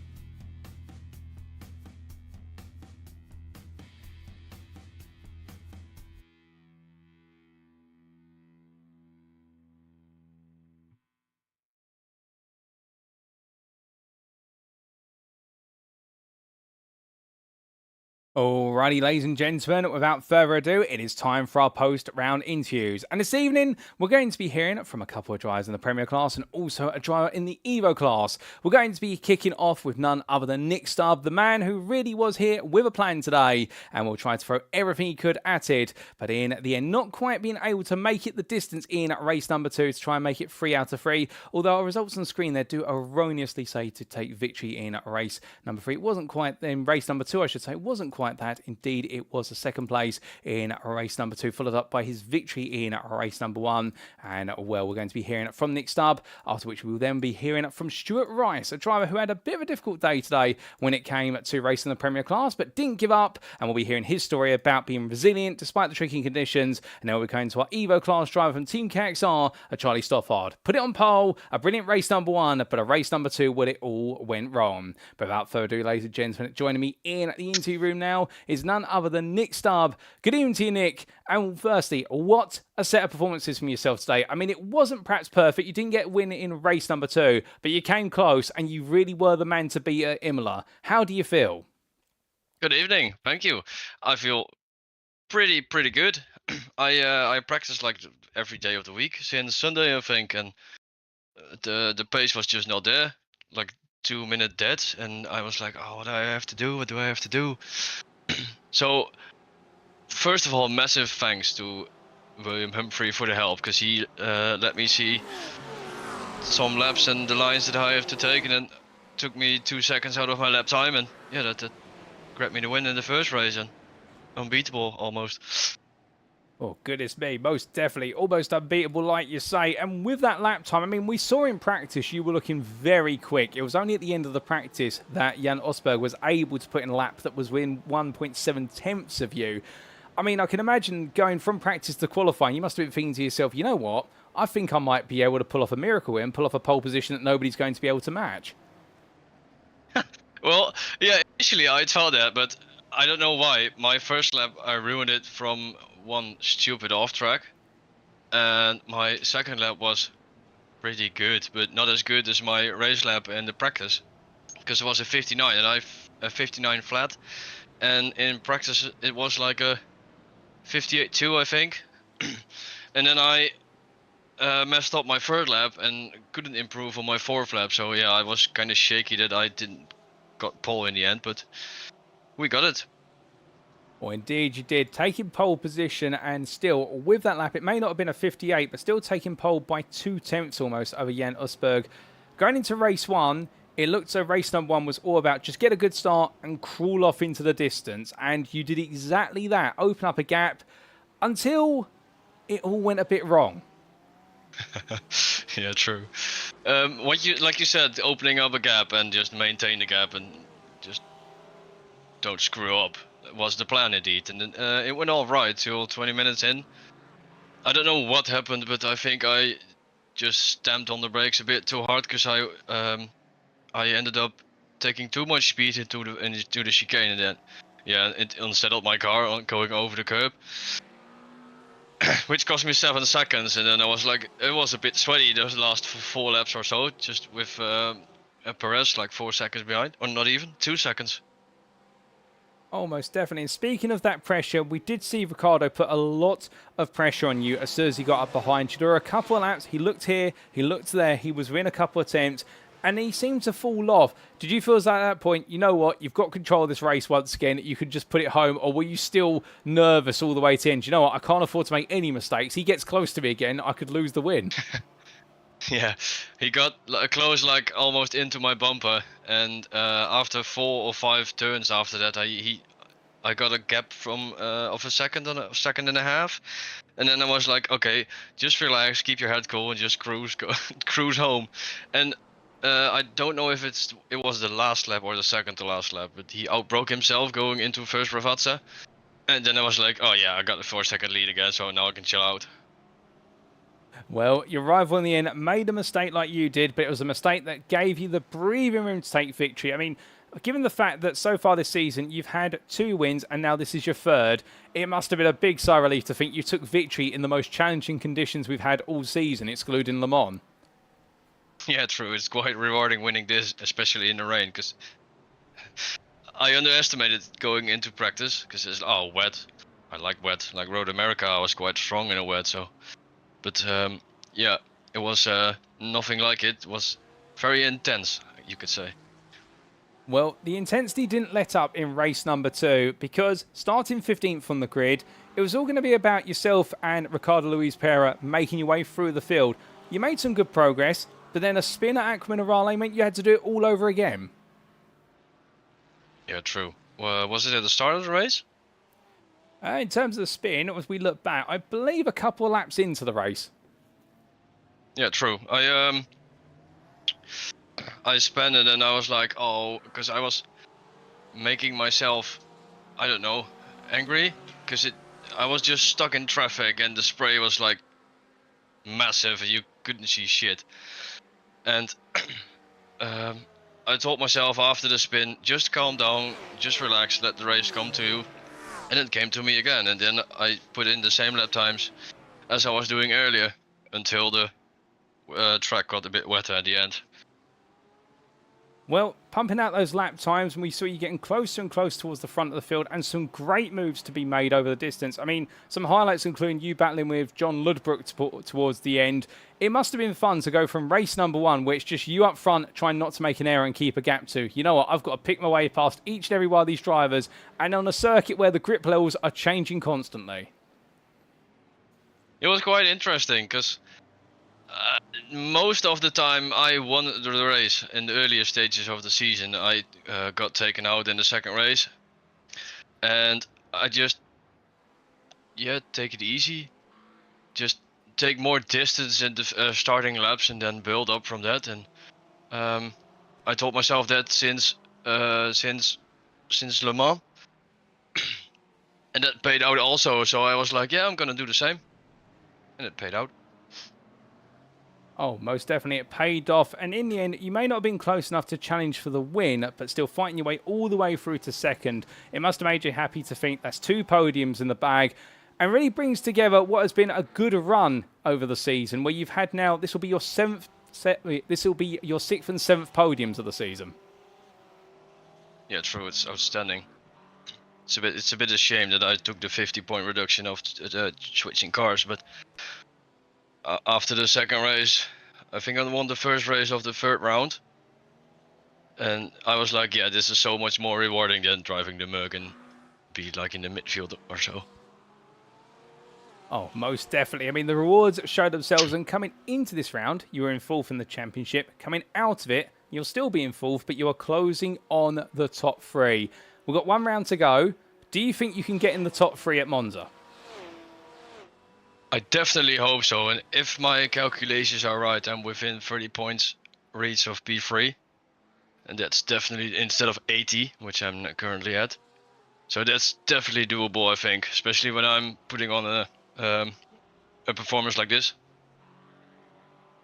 Oh, most definitely. The performance you've been putting on, I mean, if you can repeat this, we have to wonder where you're going to finish this season. Could you finish 3rd, or will you finish 4th? It's going to be one of those big questions that we look forward to seeing. But we'll have to wait till Monza. I mean, one question at Monza, of course, is it a circuit you enjoy? Because some people love it, some people don't like it. Monza Turn 1 always scares people, of course. Yeah, true. Monza Turn 1 is going to be interesting. I don't know. I'm just going to practice as much as I did for today, and then put it on pole, hopefully.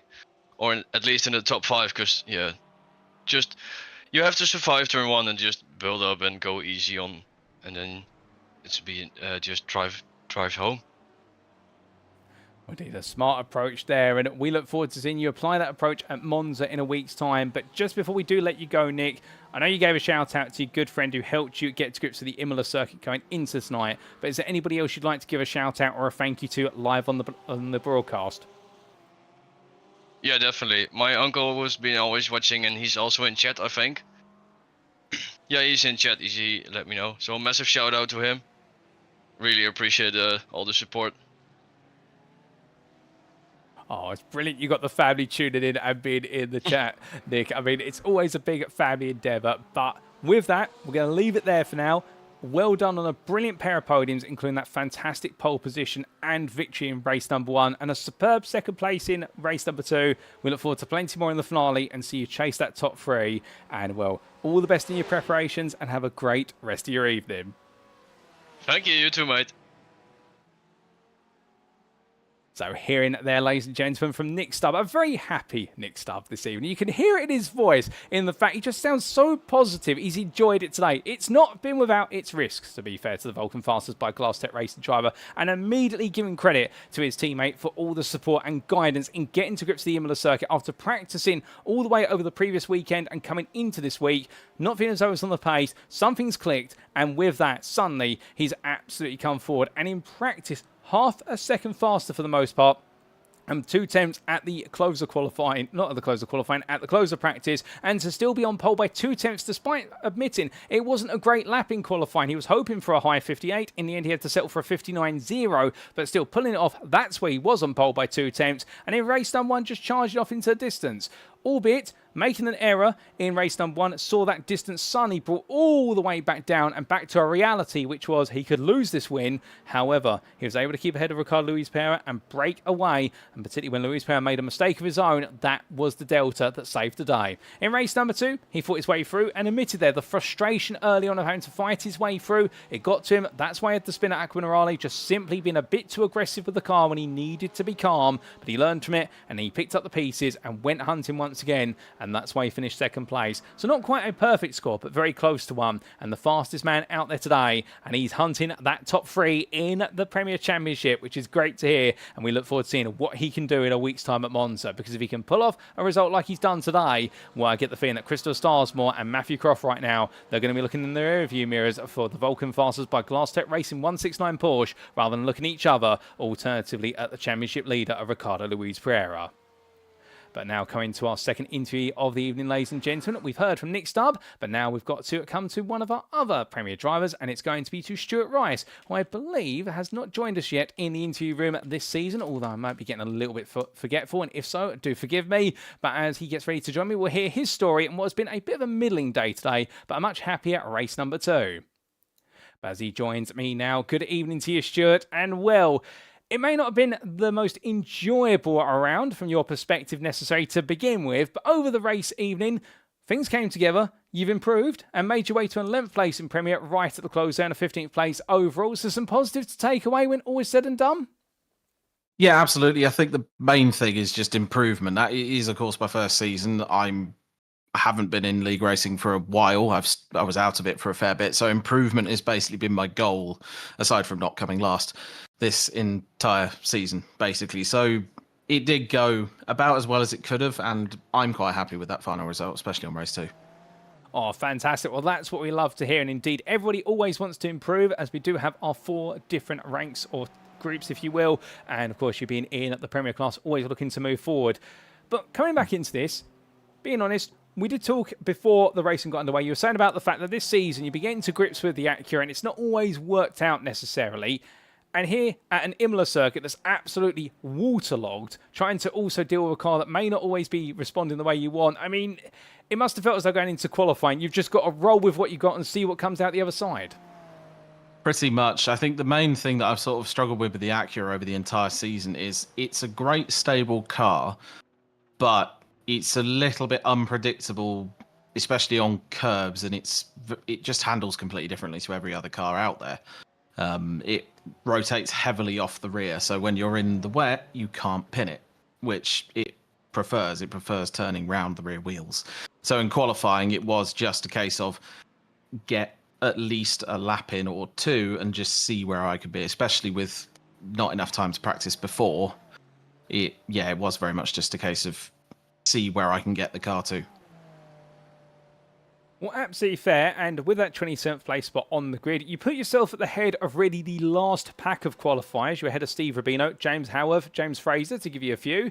And that meant going into race number 1, it was going to be a case of trying to move forward from there. But how was race 1 for yourself? Because I can imagine for our previous interview, Nick Stubb at the front of the field, it's all nice and happy. You've got a clear view in front. But for yourself, right in the mid-pack of the best part of 36 cars, I mean, could you even see anything going into the opening couple of quarters?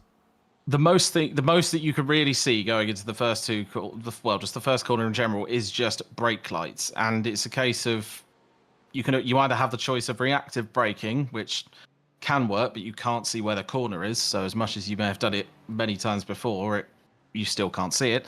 And going into the corner, it pretty much just was a wall of spray, especially throughout the race as well. It's very hard to overtake when you're in such a big pack, because you could send it, but there's no telling what someone in front's going to do, because they also can't see you. So it's a case of just being very, very aware of everything that's going on in the first few laps. Oh, most definitely. And that awareness being absolutely critical, like you say. And in the distance of race number 1, I mean, there were moments for everybody. I think in race 1, nobody was innocent in terms of making a mistake at any point. And I think there might have been a couple out there for yourself. Absolutely, especially up over the top of the hill on the track. It's not an easy corner in the first place. It's just, I believe it's up over Piratella, right at the top of the hill after Toza. It's over the top of a hill, it's off camber, and you're trying to gain as much speed as you can. Running too wide will put you onto the curb, and running too close to the inside, which is what I did, will end up unsettling, especially the Acura, because it has to run so low to the ground. And there was a couple of moments where I made mistakes. One where I tried to go around the outside of someone up the hill towards turn 15, which was, in hindsight, a choice.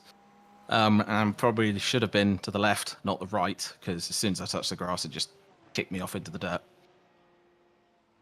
Well, a bit of a frustrating moment there, but still, like you say, making choices, not always the right ones, but you learn from them. And taking that from race number 1, the 15th place finish in class, so some points there in the Premier class, 24th overall.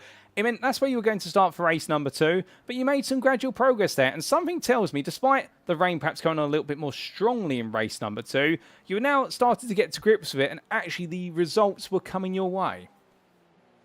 Yeah, exactly. Rain is something I sort of have a love-hate relationship with. I do quite like driving in the rain. It really does equalize a field, so you could have someone who's very, very quick in the dry, but then it pulls the field all the way back together.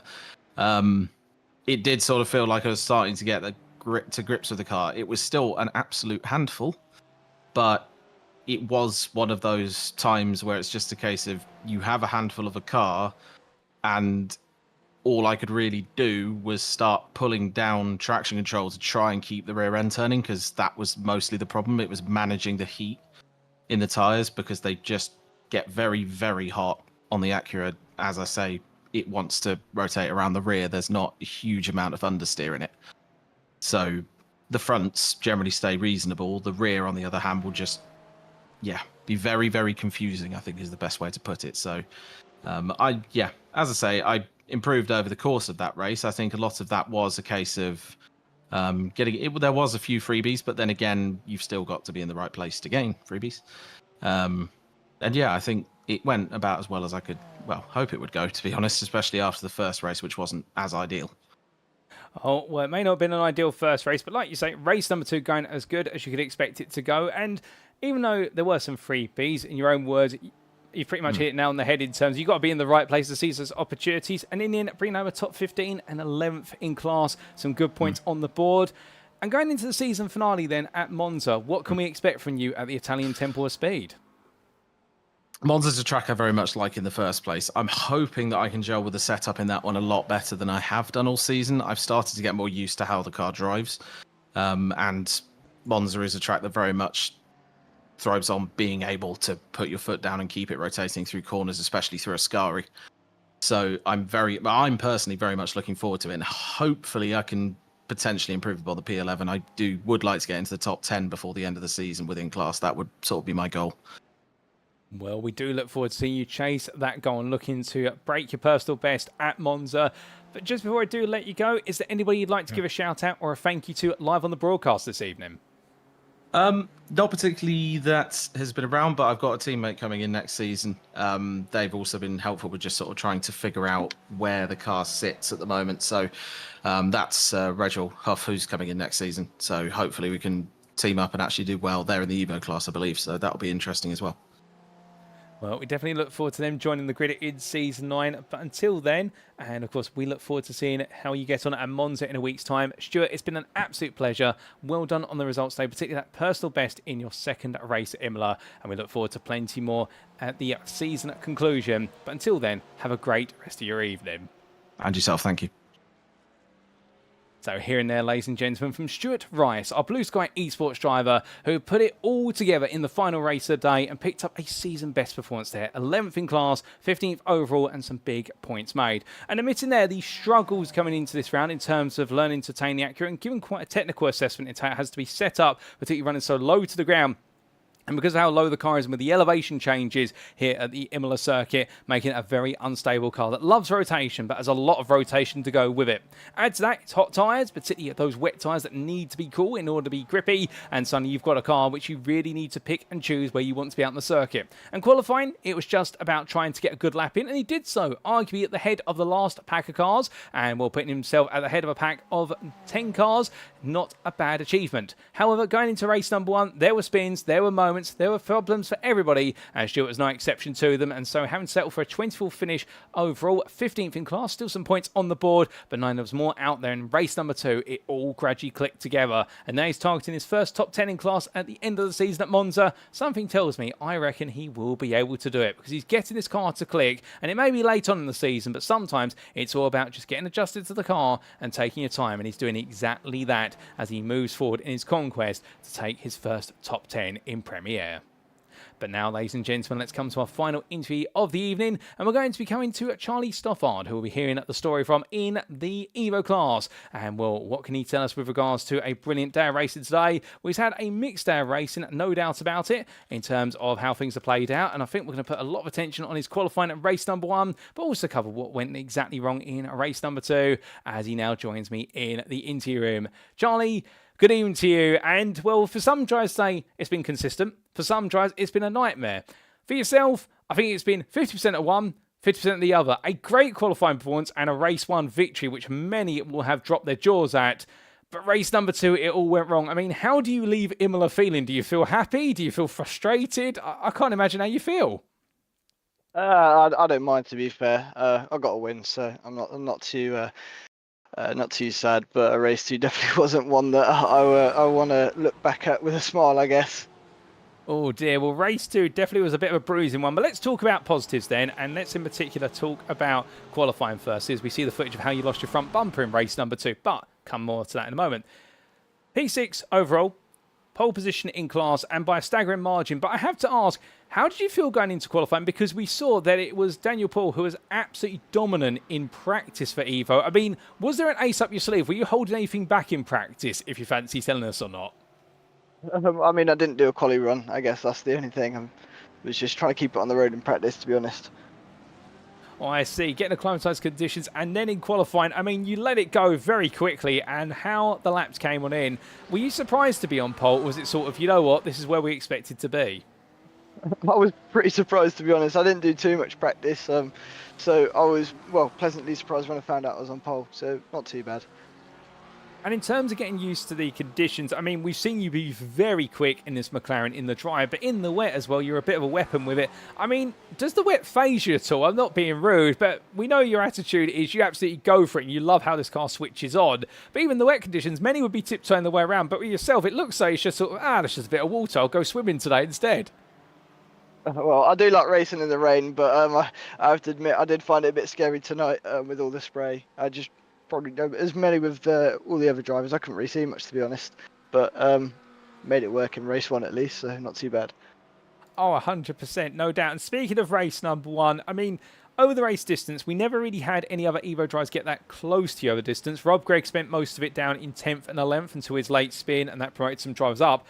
So from your perspective, I mean, you put it on the one hand for, okay, the win's on, all got to do is survive 30 minutes, but it didn't stop you from having some fun with the Premier drivers. No, not at all. That's what I'm here to do, have a bit of fun. But I did get quite scared towards the end. I wanted to just keep it on the road, didn't want to mess up. I wanted to take home the win, so I did let a couple of drivers through. Oh, indeed, and we saw that. I think we saw a bit of an attitude change in the final 10 minutes where you started to think that way. But coming on to race number 2 then, so a top 15 reverse grid, it would have meant that you would have started in 9th place, I believe, in fact, it would have been 10th place in race number 2, if my memory's correct.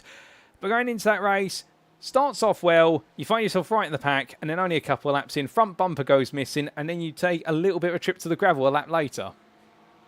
Yeah, didn't go to plan. Lost my front bumper. I didn't realise, to be honest. And then a couple laps later in the gravel, and a couple laps after that, I was in the wall on the start-finish line. I just couldn't see anything. Unlucky. Well, it was unfortunate. I mean, you kept your head down and tried to push on at that point, but I can imagine it was more at that point just seeing what you could salvage and just getting more experience in driving in the conditions. Yeah, 100%. Just I might as well carry on and see what I can get. That's absolutely fair. And in the end, taking 11th place in Evo, so still getting some points, but not perhaps the points that you wanted to compare to race 1. But just before we talk a little bit about your aspirations at Monza, just a quick comment on your teammate Luke Bailey. I mean, this evening he's had a great set of results as well. He's not necessarily been up there as much this season in the Premier class, but he's been up there today. I can imagine it's quite a happy camp right now for Team KXR. Yeah, very happy, to be fair, very happy. He's done a great job, so we're all happy. Oh, fantastic. And well, with that happiness then, going to Monza in a week's time, coming into this round championship-wise in the Evo class, I believe you were in 12th and you're gradually moving your way up the rankings. This is going to be some even more points in the bag. I suspect you're targeting a top 10 finish in the championship come the end of this season? Yeah, I'd hope so. I'd hope so. Just going to go into the final round with the mindset of just going to have a bit of fun. If I get in the top 10, then even better. Oh, fantastic. I'm really loving the casual approach there in terms of just having a bit of fun and seeing what happens. And with regards to the Monza circuit, I mean, is it a circuit you enjoy or is it one that you're going to have to put a lot of practice into? I can't say I've driven it too much in the past, so I'll probably have to do quite a bit of practice, to be honest. I see. Well, practice makes perfect, as they say, and we look forward to seeing whether you can make it perfect in a week's time. But just before we do let you go, is there anybody you'd like to give a shout out or a thank you to live on the broadcast? To you guys for putting on the show, and teammate Luke Bailey as well.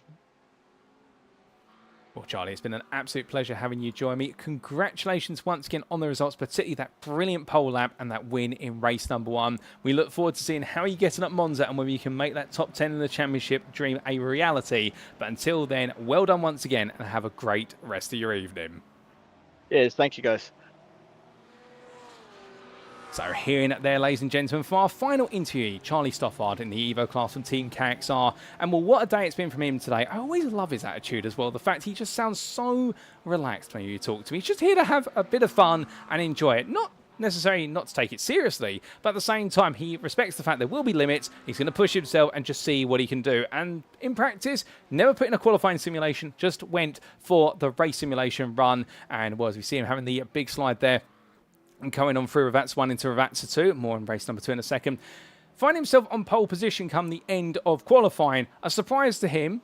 However, knowing that, he used it to move him forward and seeing how much of a gap he had to the rest of the Evo field over race 1, all he decided to do in the end was enjoy a bit of a scrap with the Premier drivers, albeit, as we spotted, and he mentioned there, towards the end of the race, definitely switching his tone to, right, I don't want to fight anymore, I actually just want to bring this win home, and it's understandable there. He knows his limits and also aware of the proverbial devil and angels on his respective shoulders.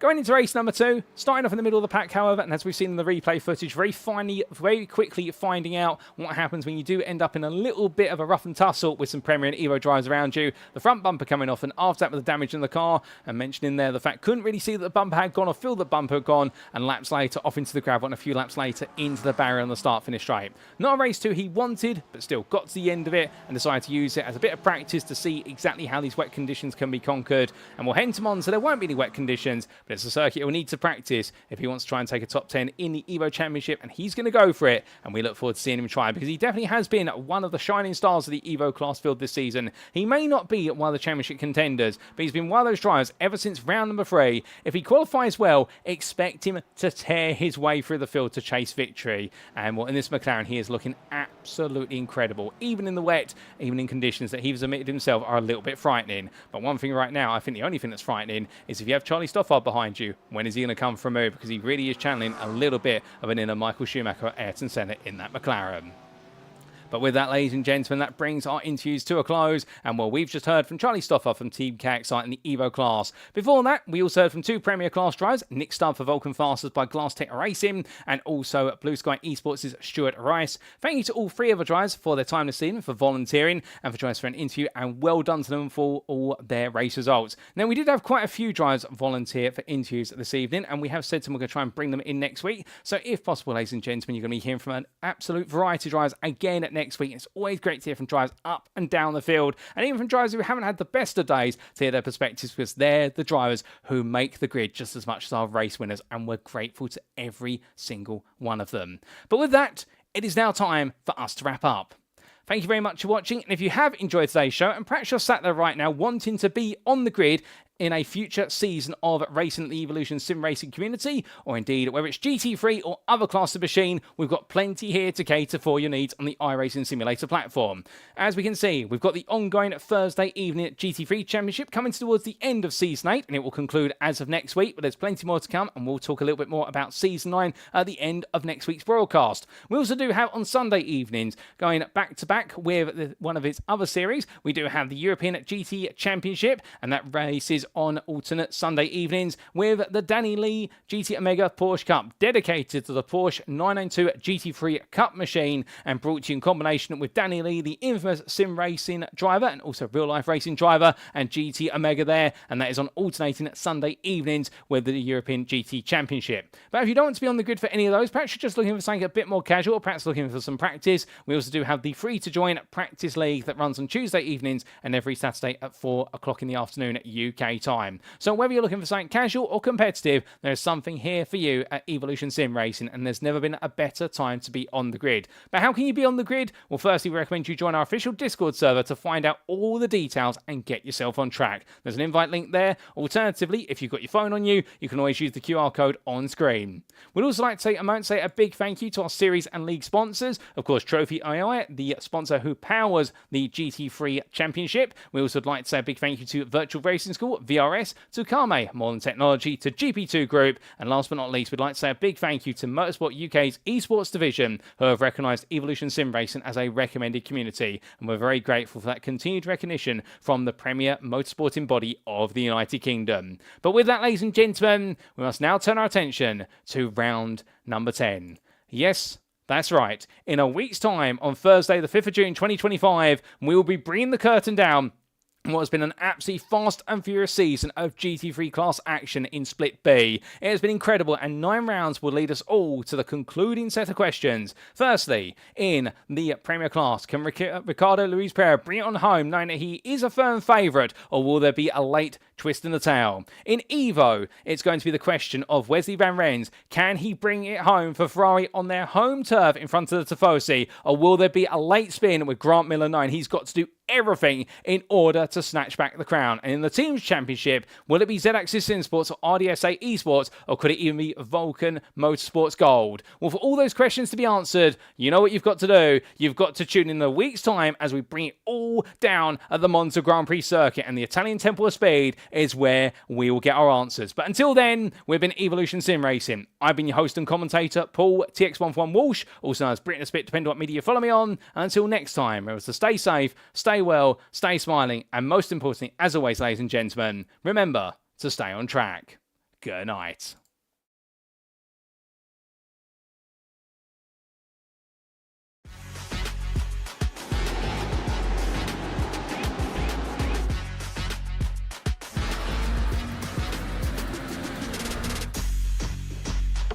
For the upcoming right-hander, brake 30 meters later and ease off the pressure.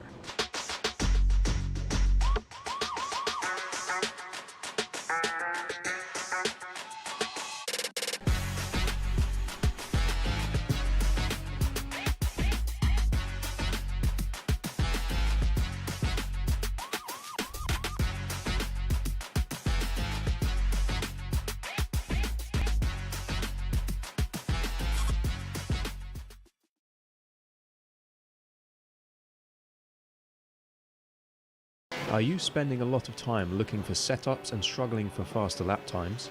Are you tired of searching online for answers? Would you like to get setups, analysis and tutorials from some of the best sim racers in the world like Ralph Alla, Mitchell de Jong, Martin Krunker, Josh Rogers and many more? If so, virtualracingschool.com is the answer you've been looking for. VRS data packs provide hot laps from our professional coaches for you to analyse and replicate. They provide tutorials that walk you through the fastest laps and what the pros did to achieve the best times. And they provide the setups you need to ensure your car is competitive in both oval and road racing.